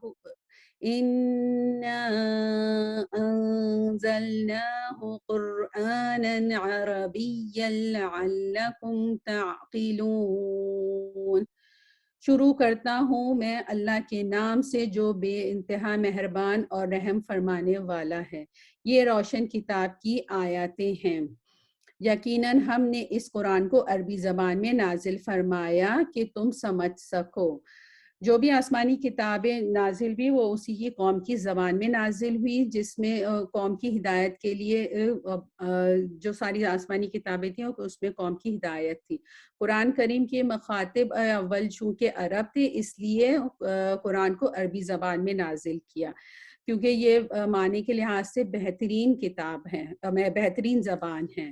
عربی میں ہی کیوں اتارا گیا؟ کیونکہ قرآن کا جو بھی میسج تھا وہ عربی میں اس لیے اتارا گیا کیونکہ عربی جو ہے وہ بہت ہی فصیح جو ہے لینگویج ہے، کیونکہ قرآن کا جو میسج تھا وہ اسی میں ہی انسان سمجھ سکتا تھا، کیونکہ اس کے اندر بہت ساری وکیبلریز ہیں، اس کے اندر بہت زیادہ وسعت پائی جاتی ہے جو قرآن کو سمجھنے کے لیے یہ ہر قوم کے لیے آسانی سے اس کو سمجھ میں آ سکتی ہیں.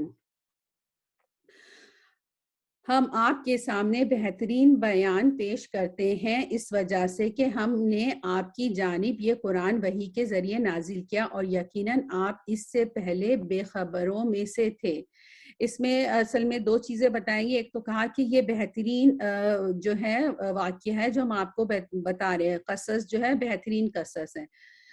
جو قرآن کی میں جو بھی واقعات ہوئے ہیں اس پہ ہمارا ایمان ہونا چاہیے کہ وہ واقعی واقعات ہوئے ہیں، وہ صرف انجوائمنٹ کے لیے اللہ نے قرآن میں نہیں ڈالے ہیں، بلکہ وہ واقعات واقعی پیش ہوئے ہیں، وہ پورے سچے واقعات ہیں اور ان سے ہمیں لیسن بھی لینا چاہیے ہیں. پھر یہاں پہ یہ کہا کہ اور یہاں پہ پھر اس بات کا بھی بتا دے کہ رسول اللہ صلی اللہ علیہ وسلم کو وحی کے ذریعے بتایا جا رہا ہے، کیونکہ اس سے پہلے وہ بے خبر تھے. یعنی نبی کریم صلی اللہ علیہ وسلم کے علم میں یہ کہانی نہیں تھی، یہ تو اللہ نے پوری صورت میں ایک ہی واقعہ بیان کیا جو یوسف علیہ السلام کا ہے، اور اس واقعے میں بہت زیادہ لیسن ہے، اسی لیے اللہ نے پوری سورہ کو جو ہے اسی کے لیے مخصوص کر دیا ہے. قرآن کریم کے ان الفاظ سے یہ بھی ظاہر ہے کہ نبی کریم صلی اللہ علیہ وسلم غیب کا علم نہیں رکھتے تھے، ورنہ اللہ تعالیٰ کو آپ کو بے خبر قرار نہ دیتے. یعنی کہ اللہ تعالیٰ یہاں نہیں یہ نہیں کہتے کہ آپ بے خبر تھے. اب انشاءاللہ ان کا جو ہے سورہ یوسف علیہ السلام کا قصہ شروع ہو رہا ہے. جبکہ یوسف علیہ السلام نے اپنے باپ سے ذکر کیا کہ ابا جان، میں نے 11 ستاروں کو اور سورج اور چاند کو دیکھا کہ وہ سب مجھے سجدہ کر رہے ہیں. تو یہاں پہ بات آئی خواب کی. اس صورت میں خواب کا کافی جگہ ذکر ہے 3 مقامات پہ. پہلے ہم یہ دیکھ لیں کہ خواب ہوتا کیا ہے. خواب جو ہوتا ہے 3 طرح کے خواب ہوتے ہیں. ایک اچھا خواب ہوتا ہے جو اللہ کی طرف سے خوشخبری ہوتی ہے، جس پہ ہمیں الحمدللہ کہنا چاہیے. ایک خواب وہ ہوتا ہے جو شیطان کی طرف سے ہوتا ہے، جو ہمیں غمگین کرتا ہے. اور ایک خواب وہ ہوتا ہے جو بندے کے اپنے خیالات ہوتے ہیں. اچھا خواب آنے پر ہمیں اللہ کا شکر ادا کرنا چاہیے، خوش ہونا چاہیے، اور اس کو اپنے کسی ہمدرد اور مخلوص لوگوں کو ہی صرف بیان کرنا چاہیے. نبی کریم صلی اللہ علیہ وسلم نے فرمایا، حدیث کا مفہوم ہے، خواب کسی عالم یا خیر خواہ لوگ ہی سے بیان کیا جائے، لیکن اگر برا خواب آئے تو اسے کسی کو بھی بیان نہیں کرنا چاہیے اور اس کے شر سے اللہ کی پناہ مانگنی چاہیے. یعنی کہ جب بھی برا خواب ہے وہ آپ نے کسی سے بھی نہیں کہنا ہے، ٹھیک ہے، اپنے مخلص لوگوں سے بھی نہیں کہنا، کیونکہ یہاں پہ نبی کریم صلی اللہ علیہ وسلم نے یہ فرما دیا، بلکہ اس کے شر سے اللہ کی پناہ مانگنی چاہیے. ابو سلمہ رضی اللہ تعالی عنہ کہتے ہیں کہ میں ایسے خوفناک خواب دیکھتا تھا کہ میں دیکھتا تھا جو مجھے بیمار کر دیتے تھے. ہم تو نہیں بیمار ہوتے، شاید ہم میں سے لوگ ہوتے ہوں گے بیمار. یہ پڑھ کے مجھے خود بہت تعجب ہوا کہ اتنے برے خواب آتے تھے کہ وہ بیمار پڑ جاتے تھے. یہاں تک کہ میں نے ابو قتادہ کو کہتے ہوئے سنا میں بھی ایسے خواب دیکھتا ہوں جو مجھے بیمار کر دیتے ہیں. اس سے پتہ چلتا ہے کہ صحابہ، تابعین، بڑے نیک لوگوں کو ایسے خواب آتے ہیں جس میں شیطان دشمن نہ دن کو چھوڑتا ہے اور نہ رات کو بھی ان کو نہیں چھوڑتا اور ان کو غمگین کرنے والے باتوں میں ڈالتا ہے. اور وہ کہتے ہیں کہ میں نے نبی کریم صلی اللہ علیہ وسلم سے فرماتے سنا، یہ بھی حدیث کا مفہوم ہے، تم میں سے جب کوئی ناپسندیدہ خواب دیکھے تو اس کے شر اور شیطان کے شر سے اللہ کی پناہ مانگے۔ اب یہ طریقہ بتایا جا رہا ہے کہ کیسے پناہ مانگنی ہے۔ 3 بار اپنے بائیں طرف یعنی لیفٹ سائڈ کی طرف تھو تھو کر دے اور کسی سے بھی بیان نہ کر، ایسا کرنے سے وہ خواب اسے کوئی نقصان نہیں دے گا انشاءاللہ۔ تو یہاں پر یہ بتا دیا کہ اگر آپ کو برا خواب آئے تو آپ نے 3 طرف تھتکار دینا ہے، ٹھیک ہے۔ اور پھر یہاں پہ جو اب یہاں پہ جو بات ہو رہی ہے کہ یہاں پہ یوسف علیہ السلام نے بہت میننگ فل خواب دیکھا تھا، اور وہ یہ خواب جو ہے وہ اپنے باپ کو سنا رہے ہیں، کیونکہ ان کے باپ جو ہے وہ عالم بھی تھے اور نبوت بھی تھے۔ اب وہ دیکھیں گے کہ آگے چل کے ہم دیکھیں گے کہ وہ کتنی پیاری نصیحت کرتے ہیں اپنے بیٹے کو۔ یعقوب علیہ السلام نے کہا، پیارے بچے، اپنے اس خواب کا ذکر اپنے بھائیوں سے نہ کرنا، ایسا نہ ہو کہ وہ تیرے ساتھ کوئی فریب کاری کریں، شیطان تو انسان کا کھلا دشمن ہے۔ تو یہاں پہ انہوں نے بتا دیا کہ دل میں مطلب آپ نے جو اتنا اچھا خواب دیکھا ہے تو آپ اپنے بھائیوں سے اس کا ذکر نہ کریں، کیونکہ 11 ستاروں سے مراد جو ہے وہ 11 یعقوب علیہ السلام کے 11 بیٹے تھے، اور چاند اور سورج جو سجدہ کرتے وہ ماں باپ تھے۔ تو اگر بھائیوں کو پتہ چلتا تو ویسے بھی ان کے دل میں یوسف علیہ السلام کے خلاف جیلسی تھی، تو ان کو پتہ چلتا کہ اچھا یہ کچھ ایسا کام کرے گا جس سے ہمیں اس کو سجدہ کرنا پڑے گا، تو ہم اس کو اب نقصان پہنچائیں۔ تو یہ خدشہ جو تھا وہ یعقوب علیہ السلام کو پہلے سے ہی انہوں نے اس کو بھانپ لیا تھا۔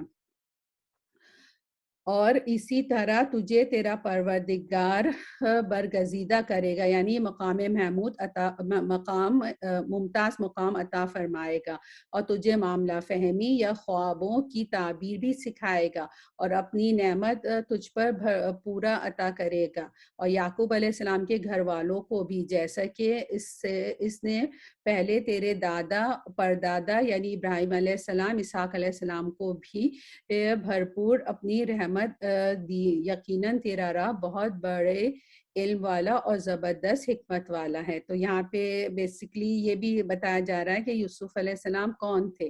یوسف علیہ السلام کے باپ یعقوب علیہ السلام تھے، یعقوب علیہ السلام کے باپ اسحاق علیہ السلام تھے، اور اسحاق علیہ السلام کے جو باپ تھے وہ ابراہیم علیہ السلام تھے، یعنی کہ ابراہیم علیہ السلام کے پر پوتے تھے یوسف علیہ السلام، یعنی یوسف علیہ السلام کے پردادا جو ابراہیم علیہ السلام سے ان کی نسل آگے چل رہی تھی۔ اور یہاں پہ جو یعقوب علیہ السلام نے کہا نا کہ تمہارے بھائیوں کو نہیں پتہ چلنا چاہیے اس کا، تو یہاں پہ بیسکلی یعقوب علیہ السلام اپنے بیٹے کے سامنے ان کے بھائیوں کی غیبت نہیں کر رہے تھے، بلکہ ان کو نصیحت کر رہے تھے، ان کو شر سے بچنے کی نصیحت کر رہے تھے کہ اگر آپ کو کسی کے بارے میں پتا ہو کہ کسی کے اندر کوئی برائی ہے تو اسے لمبے چوڑے قصے کی طرح کسی کو نہ بتائیں، بس اسے ایک مختصراً بات کر کے جو ہے وہ ان کو صرف محتاط کر دیا جائے کہ یہ بندے میں یہ برائی ہے، آپ نے اس سے بچ کے رہنا ہے۔ یقیناً یوسف علیہ السلام اور اس کے بھائیوں میں دریافت کرنے والوں کے لیے بڑی نشانیاں ہیں۔ اور جب کہ انہوں نے کہا یوسف اور اس کا بھائی بنسبت ہمارے باپ کو بہت زیادہ پیارے ہیں، حالانکہ ہم طاقتور جماعت ہیں، کوئی شک نہیں کہ ہمارا ابا سری غلطی پہ ہیں، یعنی کہ یہاں پہ انہوں نے کہا کہ یوسف علیہ السلام اور اس کا بھائی، یعنی کہ یوسف علیہ السلام کا بھائی جو تھا وہ بنیامین، تو یہ 2 ماؤں کے بچے تھے، ایک ماں سے 11 بیٹے تھے اور ایک ماں سے یوسف علیہ السلام اور ان کے بھائی بنیامین تھے۔ اور اس میں جو یوسف علیہ السلام تھے وہ جو ہیں وہ بہت یعقوب علیہ السلام کو بہت زیادہ عزیز تھے۔ یوسف علیہ السلام پھر انہوں نے اس کے بعد آیہ نمبر 9، یوسف کو مار ہی ڈالو، اسے کسی نامعلوم جگہ پھینک دو، تمہارے والد کا رخ صرف تمہاری طرف ہی ہو جائے گا، اس کے بعد تم نیک ہو جانا۔ یہاں پہ کتنی ایک بڑی بات کی طرف، ایک تو وہ اس کا ان کے قتل کا پلان کر رہے تھے، اور دوسرا انہوں نے کہا کہ ابھی تو تم نے جو کرنا ہے کر لو، اس کے بعد جو ہے وہ تم نیک بن جانا۔ تو یہاں پہ جو ہے نا یہ چیز بہت غلط ہے، بہت بڑا جرم ہے کہ ہم غلطی کریں گے، ہاں ابھی کر لیتے پھر بعد میں ہم اللہ سے اس کی توبہ کر دیں گے، تو ایسا نہیں کرنا چاہیے۔ ان میں سے ایک نے کہا یوسف کو قتل نہ کرو بلکہ اسے کسی اندھے کنویں کی تہ میں ڈال آؤ کہ اسے کوئی آتا جاتا قافلہ اٹھا لے جائے، اگر تمہیں کرنا ہی ہے تو یوں کر لو۔ تو اس میں سے دوسرے نے جو ہے پھر یہ مشورہ دیا کہ اس کو قتل نہ کرو بلکہ اسے کسی اندھے کنویں میں ڈال دو۔ تو آپ سوچیں کہ کتنی جیلسی تھی ان کے اندر نا۔ پھر ایک بات یہ بھی ہے کہ جو ہم جیسے یوسف علیہ السلام کو جو خواب آیا وہ نہ بتانے کی وجہ یہ بھی تھی کہ آپ کی نعمت جو ہے نا آپ وہ لوگوں کو نہ بتائیں جب تک کہ وہ نعمت خود ضائع نہ ہو جائے۔ اس کا مطلب یہ بھی ہے کہ جیسے آپ کچھ کام کرنے والے ہیں، آپ کو کچھ نعمت ملنے والی، جب تک وہ پوری مل نہیں جائے جب تک آپ اس کا ذکر کسی سے نہ کریں نا، کیونکہ حاسد ہمارے ہر جگہ موجود ہے۔ نبی کریم صلی اللہ علیہ وسلم کی حدیث کا مفہوم بھی ہے کہ ہر صاحب نعمت حسد کیا جاتا ہے، تو اس حسد سے بچنے کے لیے آپ جو ہیں اپنی نعمتوں کو کا ہر جگہ چرچا نہ کریں کہ میں نے یہ کام کیا اور مجھے یہ ملنے والا، اور میرے بیٹے کا یہاں رشتہ ہونے والا ہے، میری بیٹی یہاں جاب کرنے والی ہے۔ تو جب تک وہ چیز خود ہی ظاہر نہ ہو جائے جب تک آپ اس کا ذکر نہ کریں، اپنی نعمتوں کی حفاظت کریں۔ انہوں نے کہا ابا، یعنی ان بھائیوں نے کہا ابا آخر آپ یوسف علیہ السلام کے بارے میں ہم پر اعتماد کیوں نہیں کرتے؟ ہم تو اس کے خیر خواہ ہیں، کل آپ اسے ضرور ہمارے ساتھ بھیج دیجئے کہ خوب کھائے پیے اور کھیلے، اس کی حفاظت کے ہم ذمہ دار ہیں۔ یعنی کہ یوسف علیہ السلام کو اپنی چکنی چپڑی باتوں میں لا کے انہوں نے ان کو منوا لیا کہ وہ یوسف علیہ السلام کو لے جائیں۔ یعقوب علیہ السلام نے کہا، یعنی ان بھائیوں کے اپنے بیٹوں کے جواب میں انہوں نے کہا اسے تمہارا لے جانا مجھے تو سخت غمگین کر دے گا، اور مجھے یہ بھی کھٹکا لگا رہے گا کہ تمہاری غفلت میں اسے بھیڑیا کھا جائے۔ انہوں نے اپنا تھوڑا سا وہ بھی بتا دیا، اپنا ایک ڈاؤٹ بھی بتا دیا۔ انہوں نے جواب دیا، یعنی بیٹوں نے جواب دیا کہ ہم جیسی زوراور جماعت کی موجودگی میں بھی اگر اسے بھیڑیا کھا جائے تو ہم بالکل نکمے ہوئے۔ نکمے ہوئے دیکھ رہے ہیں آپ کس طرح سے ان کا برین واش کر رہے ہیں۔ پھر جب اسے لے چلے اور سب نے مل کر ٹھان لیا کہ اسے غیر آباد گہرے کنویں کی تہ میں پھینک دیں گے، ہم نے یوسف علیہ السلام کی طرف وحی کی کہ یقیناً وقت آ رہا ہے تو انہیں اس ماجرے کی خبر اس حال میں دے گا کہ وہ جانتے ہی نہ ہوں گے۔ یہاں پر جو ہے یوسف علیہ السلام کو اللہ نے اسی وقت ہی وحی کی جب وہ ان کو کنویں میں پھینک رہے تھے کہ تسلی دیا اور ان کو حوصلہ دیا وحی کے ذریعے کہ گھبرانے کی ضرورت نہیں، ہم تمہاری حفاظت کریں گے۔ اور یہ جو سب حالات جب ہوئے ہیں نا، اس کی خبر تم خود ہی ان کو دو گے جبکہ ان کو پتہ بھی نہیں ہوگا کہ تم یوسف علیہ السلام ہو۔ اس کا انشاءاللہ آگے اس کی ڈیٹیل آئے گی نیکسٹ پارے میں۔ اور عشاء کے وقت وہ سب اپنے باپ کے پاس روتے ہوئے پہنچ گئے اور کہنے لگے ابا جان ہم تو آپس میں دوڑ میں لگ گئے اور یوسف علیہ السلام کو ہم نے اپنے اسباب کے پاس چھوڑ دیا، یعنی اپنے سامان کے پاس چھوڑ دیا تھا، بس اسے بھیڑیا کھا گیا۔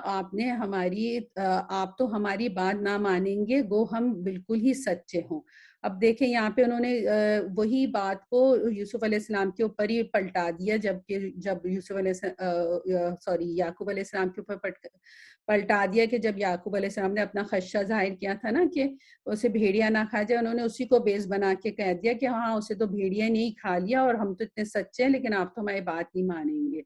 تو کیونکہ حضرت یعقوب علیہ السلام کو اپنے بیٹوں کا پتہ تھا۔ آیہ نمبر 17 وَجَاءُوا عَلَىٰ قَمِيصِهِ بَدَمٍ كَذِبٍ قَالَ بَلْ سَوَّلَتْ لَكُمْ أَنفُسُكُمْ أَمْرًا فَصَبْرٌ جَمِيلٌ وَاللَّهُ الْمُسْتَعَانُ عَلَىٰ مَا تَصِفُونَ۔ اور یوسف علیہ السلام کے کرتے کو جھوٹ موٹ کے خون آلود بھی کر لائے تھے، جھوٹ موٹ کے خون سے خون آلود بھی کر لائے تھے۔ باپ نے کہا یوں نہیں بلکہ تم نے اپنے دل ہی میں ایک بات بنا لی ہے، پس صبر ہی بہتر ہے اور تمہاری بنائی ہوئی باتوں پر اللہ ہی سے مدد طلب کرنی چاہیے۔ تو یہاں پہ صبر کے بارے میں بات ہو رہی، صبر جمیل، بہترین صبر۔ اس کو بھی ہمیں یاد رکھنا چاہیے کہ بہترین صبر کیا ہوتا ہے، صبر جمیل واللہ المستعان علی ما تصفون۔ یہی بات حضرت عائشہ رضی اللہ تعالی عنہا نے بھی کہی تھی جب ان پہ تہمت لگی تھی۔ امام سوری نے کہا اور یہ جو صبر جمیل ہے وہ صبر وہ ہوتا ہے جس میں کوئی شکوہ نہیں ہوتا. ہم سب سے شکوہ کریں پھر ہم کہیں کہ ہم نے صبر جمیل کیا, وہ نہیں ہوتا. امام سوری نے کہا صبر 3 باتوں پر ہے.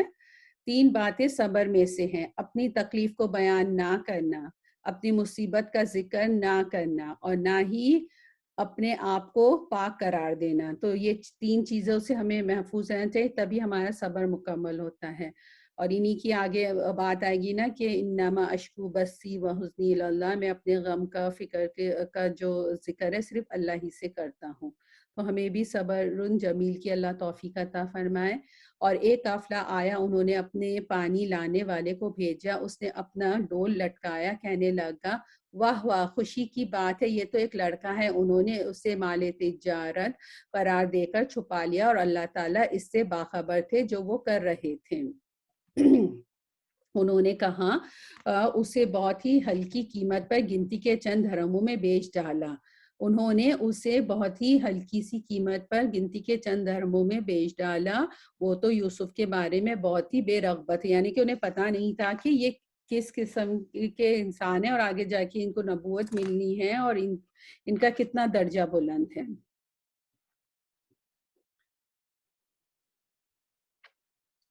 مصر والوں میں سے جس نے اسے خریدا تھا, اس نے اپنی بیوی سے کہا کہ اسے بہت عزت و احترام کے ساتھ رکھو, بہت ممکن ہے کہ یہ ہمیں فائدہ پہنچائے یا اسے ہم بیٹا ہی بنا لیں.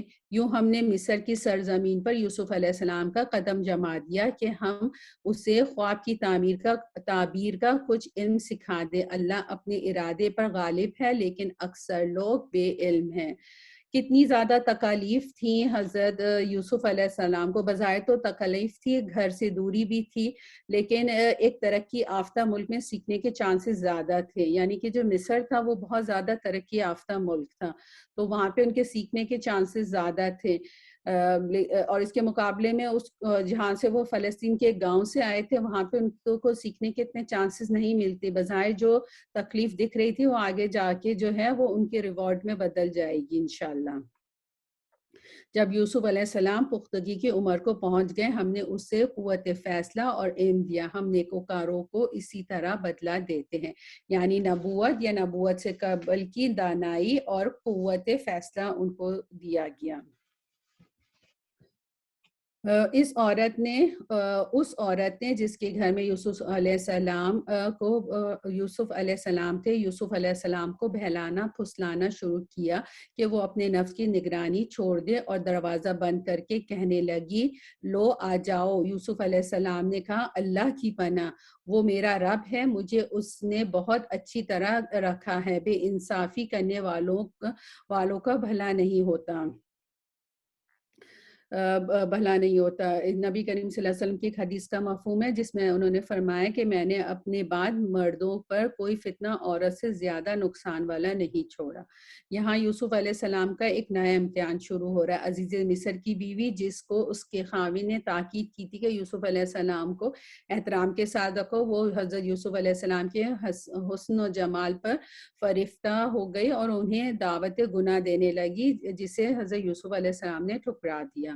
اس عورت نے یوسف علیہ السلام کی طرف کا قصد کیا اور یوسف علیہ السلام اس کا قصد کرتے اگر وہ اپنے پروردگار کی دلیل نہ دیکھتے.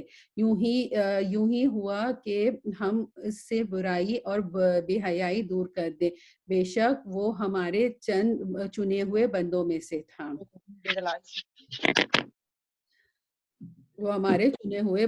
سے تھا.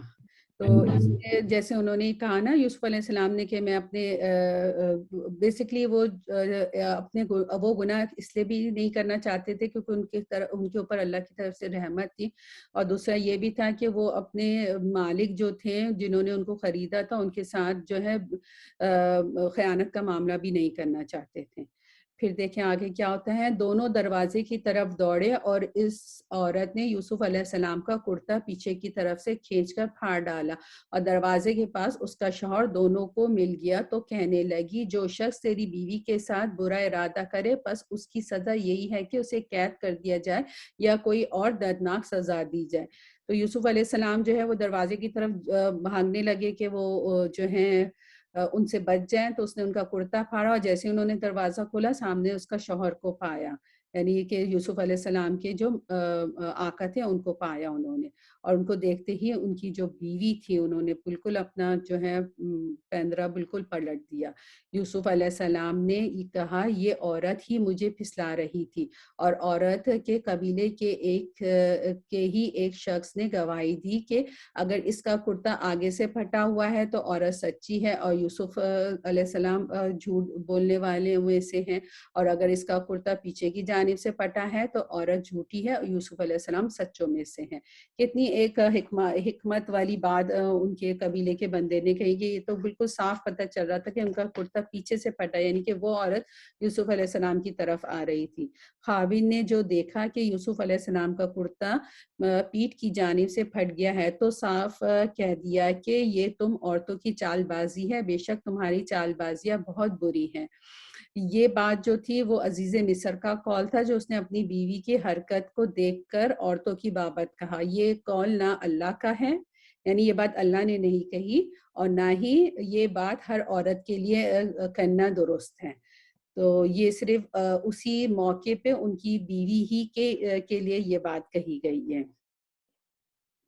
اور ان کی جو اس زمانے میں جو ان کے ارد گرد میں جو عورتیں تھیں ان کے بارے میں یہ کہی گئی۔ آگے ہم دیکھتے ہیں کہ ان سب عورتوں کو کیوں انہوں نے یہ بات کہی۔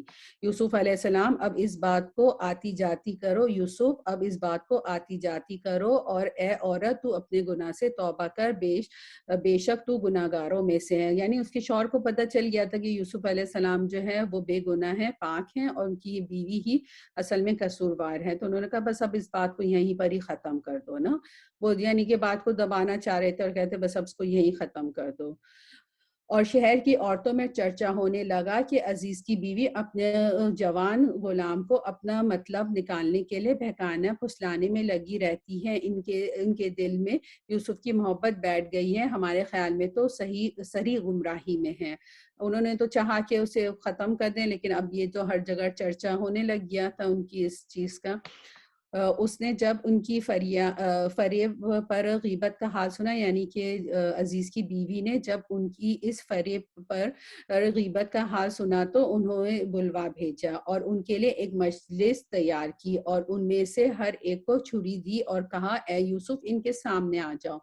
ان عورتوں نے جب اسے دیکھا تو بہت بڑا جانا اور اپنے ہاتھ کاٹ لیے، اور زبانوں سے نکل گیا ماشاء اللہ یہ انسان تو ہرگز نہیں، یہ تو یقیناً بہت ہی بزرگ فرشتہ ہے۔ یعنی کہ جب انہوں نے یوسف علیہ السلام کو انہوں نے دیکھا تو وہ بھی جو ہے ان کے حسن میں گرفتار ہو گئیں۔ حضرت یوسف علیہ السلام کو نبی کریم صلی اللہ علیہ وسلم کی حدیث میں ہے صحیح مسلم کی کہ حضرت یوسف علیہ السلام کو نصف حسن دیا گیا تھا، یعنی کہ وہ بہت ہی زیادہ حسین تھے، یعنی ان کو نصف حسن دیا تھا۔ تو اس سارے حسن سے جو ہے وہ ساری عورتیں بھی جو ہیں ان کی طرف مائل ہونے لگی۔ اس وقت عزیز مصر کی بیوی نے کہا یہی ہے جس کے بارے میں تو مجھے تانا دے رہی تھی، میں نے ہر چند اس سے اپنا مطلب حاصل کرنا چاہا لیکن یہ بال بچا رہا، اور جو کچھ میں کہہ رہی ہوں اگر یہ نہ کرے گا تو یقینی قید کیا جائے گا، اور بے شک یہ بہت ہی بے عزت ہوگا۔ کتنی ڈٹائی سے استغفر اللہ وہ بات کر رہی ہے اور اپنے گناہ کا بار بار اعتراف کر رہی ہے، اور اپنے نہ صرف کر رہی ہے اور بلکہ اپنے ساتھ جو ساری عورتیں ان سب کو بھی یہ کہہ رہی ہے کہ میں یہ اپنا مقصد پورا کر کے رہوں گی، ادروائز جو ہے ان کو قید میں ڈال دیا جائے گا۔ یوسف علیہ السلام نے دعا کی اے میرے پروردگار جس بات کی طرف یہ عورت مجھے بلا رہی ہے اس سے تو مجھے جیل خانہ بہت پسند ہے، اگر تو نے اس کا فن فریب مجھ سے دور نہ کیا تو میں ان کی طرف مائل ہو جاؤں گا اور بالکل نادانوں میں جا ملوں گا۔ تو یہاں پر جو ہے یوسف علیہ السلام جو ہے اللہ سے انہوں نے دعا کی، یہ دعا وہ اپنے دل میں کی اس لیے کہ ایک مومن کے لیے دعا بھی ہتھیار ہے۔ حدیث میں آتا ہے کہ 7 آدمیوں کو قیامت کے دن عرش کا سایہ عطا کیا جائے گا، ان میں سے ایک وہ شخص ہوگا جسے ایک ایسی عورت گناہ دے جو گناہ کی طرف بلائے جو حسین و جمیل ہو اور اس کا حسن بھی ہو اور وہ جاؤ منصب کی مالک بھی ہو، لیکن وہ اس کے جواب میں کہہ دے کہ میں تو اللہ سے ڈرتا ہوں۔ یہ صحیح بخاری کی حدیث ہے۔ تو اس میں یہ بھی چیز ہے کہ یوسف علیہ السلام نے اپنے کردار کو کا سارا کریڈٹ خود نہیں لیا. انہوں نے کہا کہ میں اسٹل کمزور ہوں, اگر اللہ نے میری مدد نہیں کی تو میں ان کی طرف مائل ہو جاؤں گا. یعنی انہوں نے اپنے جو نفس کو وہ نہیں کہا کہ میرا نفس بہت اعلیٰ ہے کہ میں سارت کی طرف نہیں جا رہا. اس کے رب نے اس کی دعا قبول کر لی اور ان عورتوں کے داؤ پیچ سے اسے پھیر دیا. یقیناً وہ سننے والا اور جاننے والا ہے. پھر ان تمام نشانیوں کے دیکھ لینے کے بعد بھی انہیں یہی مصلحت معلوم ہوئی کہ یوسف کو کچھ مدت کے لیے قید خانے میں رکھ لیں, کیونکہ اب جو فتنہ تھا پورے شہر میں پھیل گیا تھا. پہلے تو صرف عزیز مصر کی بیوی انوالو تھی, اب ساری عورتیں انوالو ہو گئی تھیں, تو وہ فتنہ اب جو تھا پورا پھیل گیا تھا. اس کی وجہ سے انہوں نے ڈیسائیڈ کیا کہ ان کو کچھ عرصے کے لیے ادھر ہی رکھا جائے, جیل میں. اب دیکھیں کہ جیل میں کیا ہوتا ہے. اس کے ساتھ ہی دو اور نوجوان بھی جیل خانے میں داخل ہوئے. ان میں سے ایک نے کہا میں نے خواب میں اپنے آپ کو شراب نچوڑتے دیکھا, اور دوسرے نے کہا میں نے اپنے آپ کو دیکھا ہے کہ میں اپنے سر پر روٹی اٹھائے ہوئے ہوں جسے پرندے کھا رہے ہیں. ہمیں اس کی تعبیر بتائیے, ہمیں تو آپ خوبیوں والے شخص دکھائی دیتے ہیں.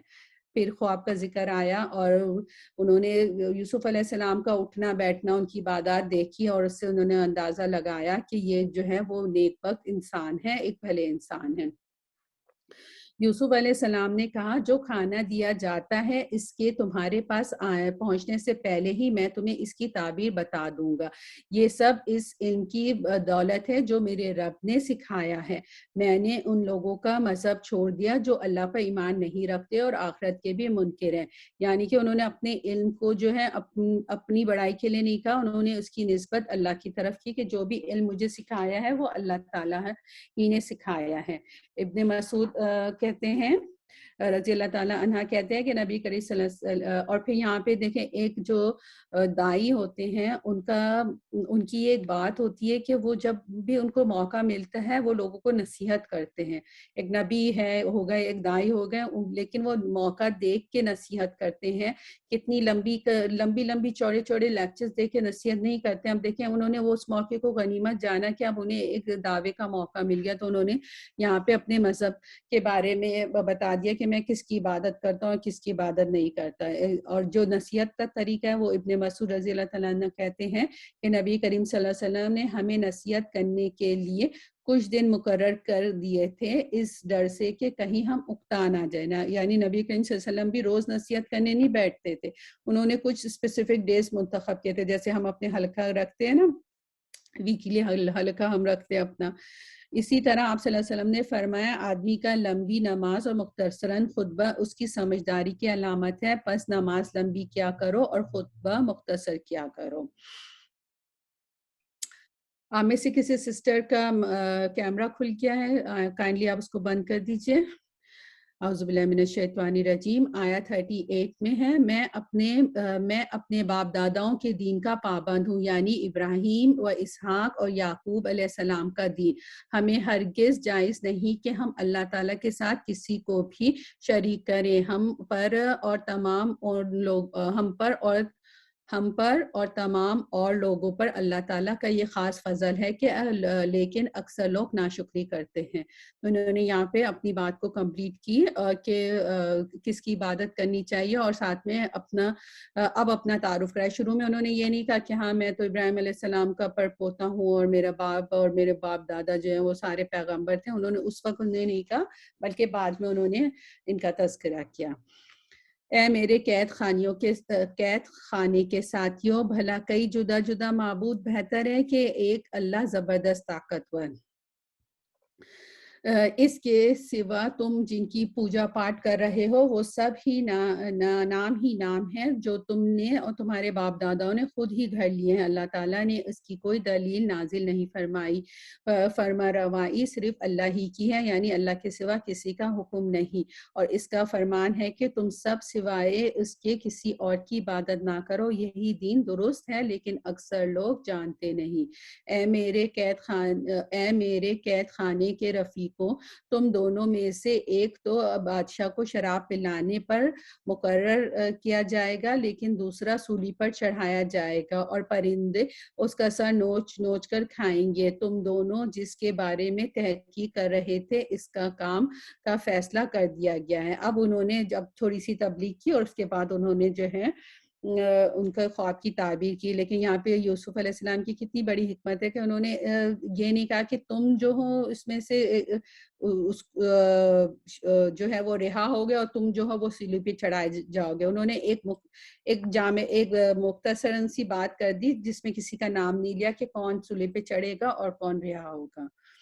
اور جس کی نسبت یوسف علیہ السلام کا گمان تھا کہ ان دونوں میں سے یہ چھوٹ جائے گا اس سے کہا کہ اپنے بادشاہ سے میرا ذکر بھی کر دینا. پھر اسے شیطان نے اپنے بادشاہ سے ذکر کرنا بھلوا دیا اور یوسف علیہ السلام نے کئی سال قید خانے میں ڈالے. یعنی کہ جا کے اپنے بادشاہ کو بتانا کہ میرے ساتھ کیا ہوا اور میں بے قصور اس جیل میں ہوں, لیکن شیطان نے بھلا دیا اور پھر وہ کئی سال تک پھر جیل میں رہے. بادشاہ نے کہا, پھر بادشاہ کا ذکر آیا کہ بادشاہ نے کہا میں نے خواب دیکھا ہے 7 موٹی تازی فروا گائیں ہیں جس کو 7 لاغر یعنی دبلی پتلی گائیں کھا رہی ہیں اور 7 بالیاں ہیں ہر اور ہری ہری اور دوسری 7 بالکل خشک. اے درباریوں میرے اس خواب کی تعبیر بتاؤ اگر تم خواب کی تعبیر دے سکتے ہو. اب پھر ایک آخری خواب کا ذکر آیا اس میں. انہوں نے جواب دیا کہ یہ تو اڑتے اڑتے پریشان خواب ہے اور ایسے پریشان خوابوں کی تعمیر جاننے والے ہم نہیں. یعنی سب نے کہہ دیا کہ ہمیں تو اس خواب کی تعمیر نہیں معلوم ہے.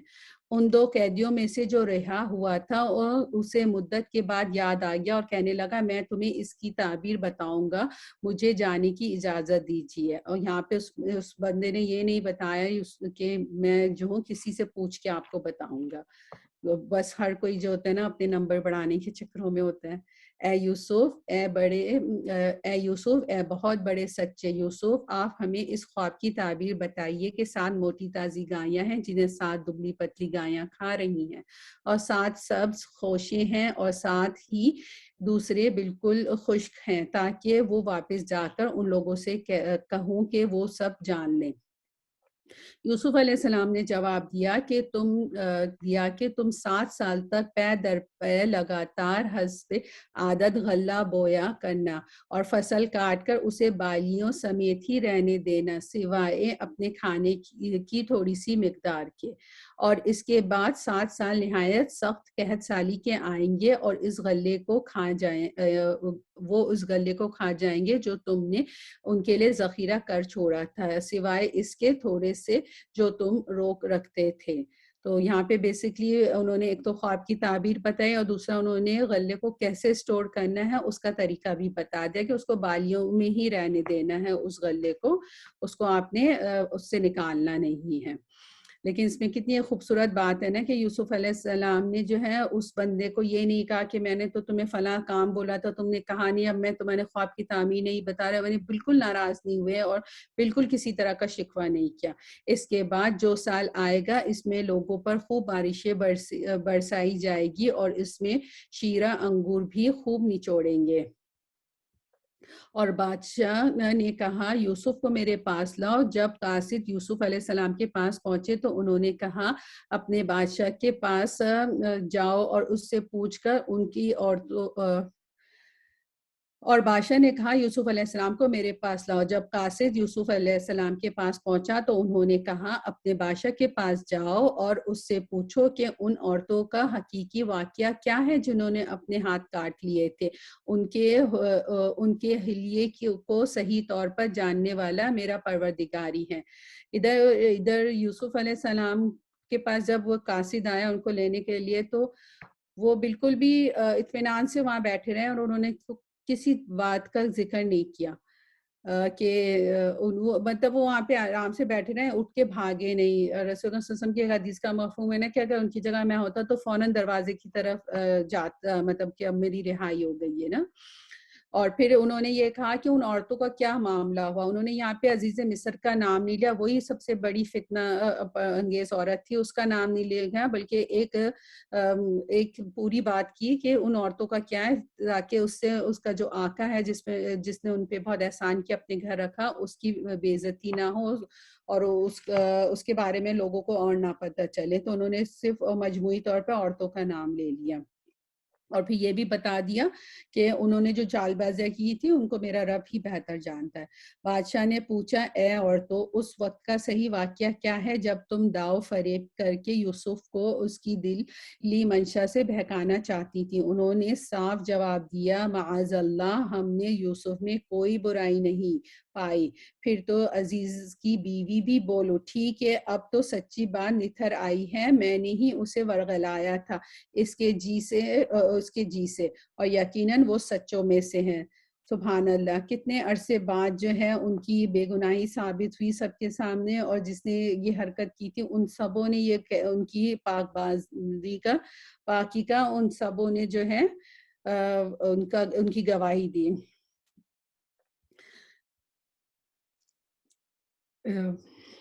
بادشاہ نے کہا, اسے میرے پاس لاؤ, میں اسے اپنے خاص کاموں کے لیے مقرر کر لوں.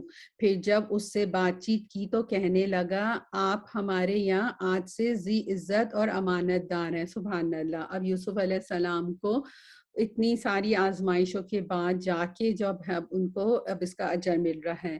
پیغمبروں کے لیے یہ بات بہت اہم ہوتی ہے کہ وہ خیانت نہیں کرتے, کیونکہ انہیں لوگوں کے سامنے اللہ کا دین کو پہنچانا ہوتا ہے نا. جیسے نبی کریم صلی اللہ علیہ وسلم کو بھی صادق اور امین کہا گیا تھا, وہ بھی خیانت کار نہیں تھے. اگر وہ اس وقت جیل میں یہ نہ اپنی پاکی کے لیے پوچھتے نہیں کہ آپ جا کے ان عورتوں سے پوچھیں کہ انہوں نے یہ سارے معاملہ کیا کیا تھا, تو جب انہیں نبوت ملتی تو وہ لوگ ابھی بھی اسی بات کو یاد کرتے نا. تو انہوں نے پہلے اپنی کردار کو صاف کیا اور سب کے سامنے اس بات کو لے کر آئے. جب ان کی کردار کی پاکی کا سب کو پتہ چلے تب وہ جیل سے آئے, اور انہیں اللہ تعالیٰ نے یہ خوشخبری دی کہ اب جو ہے ان کے قدم اچھی طرح سے انہوں نے جما دیے. تو اس میں بیسکلی ہمارے لیے بہت اچھے لیسن تھے اس واقعے میں, اور آگے اور اچھے لیسن آئیں گے. اب یہ واقعہ ختم نہیں ہوا ہے. یہ کہ اس میں جو ہے ہم نے جیسے ذکر کیا کہ ہمیں اپنے بچوں کو اس کی سٹوری سنانی چاہیے ہے, اور دوسرا یہ کہ ہمیں صبر کرنا چاہیے. صبر جمیل جو ہے وہ بہت بہتر ہے. صبر کے طریقے ہم نے سیکھے ہیں, تو یہ ہمارا ٹیک ہوم میسج ہے. پھر یہ ہے کہ ہماری نیکیاں جو ہیں وہ برائیوں کو دور کر دیتی ہیں. اگر ہم سے کوئی بھی غلط کام ہو جائے, غیبت ہو جائے, 2 رکعت نفل پڑھ لیں, صدقہ کر لیں, کسی کی مدد کر لیں, کسی کو کی طبیعت پوچھنے کے لیے فون کر لیں, شعوری طور پہ اپنی غلطیوں کو مٹانے کی بھی کوشش کریں, کیونکہ نیکیاں جو ہیں وہ برائیوں کو دور کر دیتی ہیں. اللہ تعالیٰ سے دعا ہے کہ اللہ تعالیٰ جو کچھ ہم نے پڑھا اس پہ عمل کرنے کی توفیق دے, اور جو صحیح بات نکلی ہے وہ اللہ کی طرف سے, اور جو غلط بات نکلی میرے شیطان کی طرف سے ہے, اللہ تعالیٰ ہمیں ہر بات کہنے والا بنائے. وآخر دعوانا ان الحمد للہ رب العالمین. سبحانک اللہم وبحمدک, اشہد ان لا الہ الا انت, استغفرک واتوب الیک. السلام علیکم ورحمۃ اللہ وبرکاتہ. وعلیکم السلام ورحمۃ اللہ جزاک اللہ خیر. وبرکاتہ.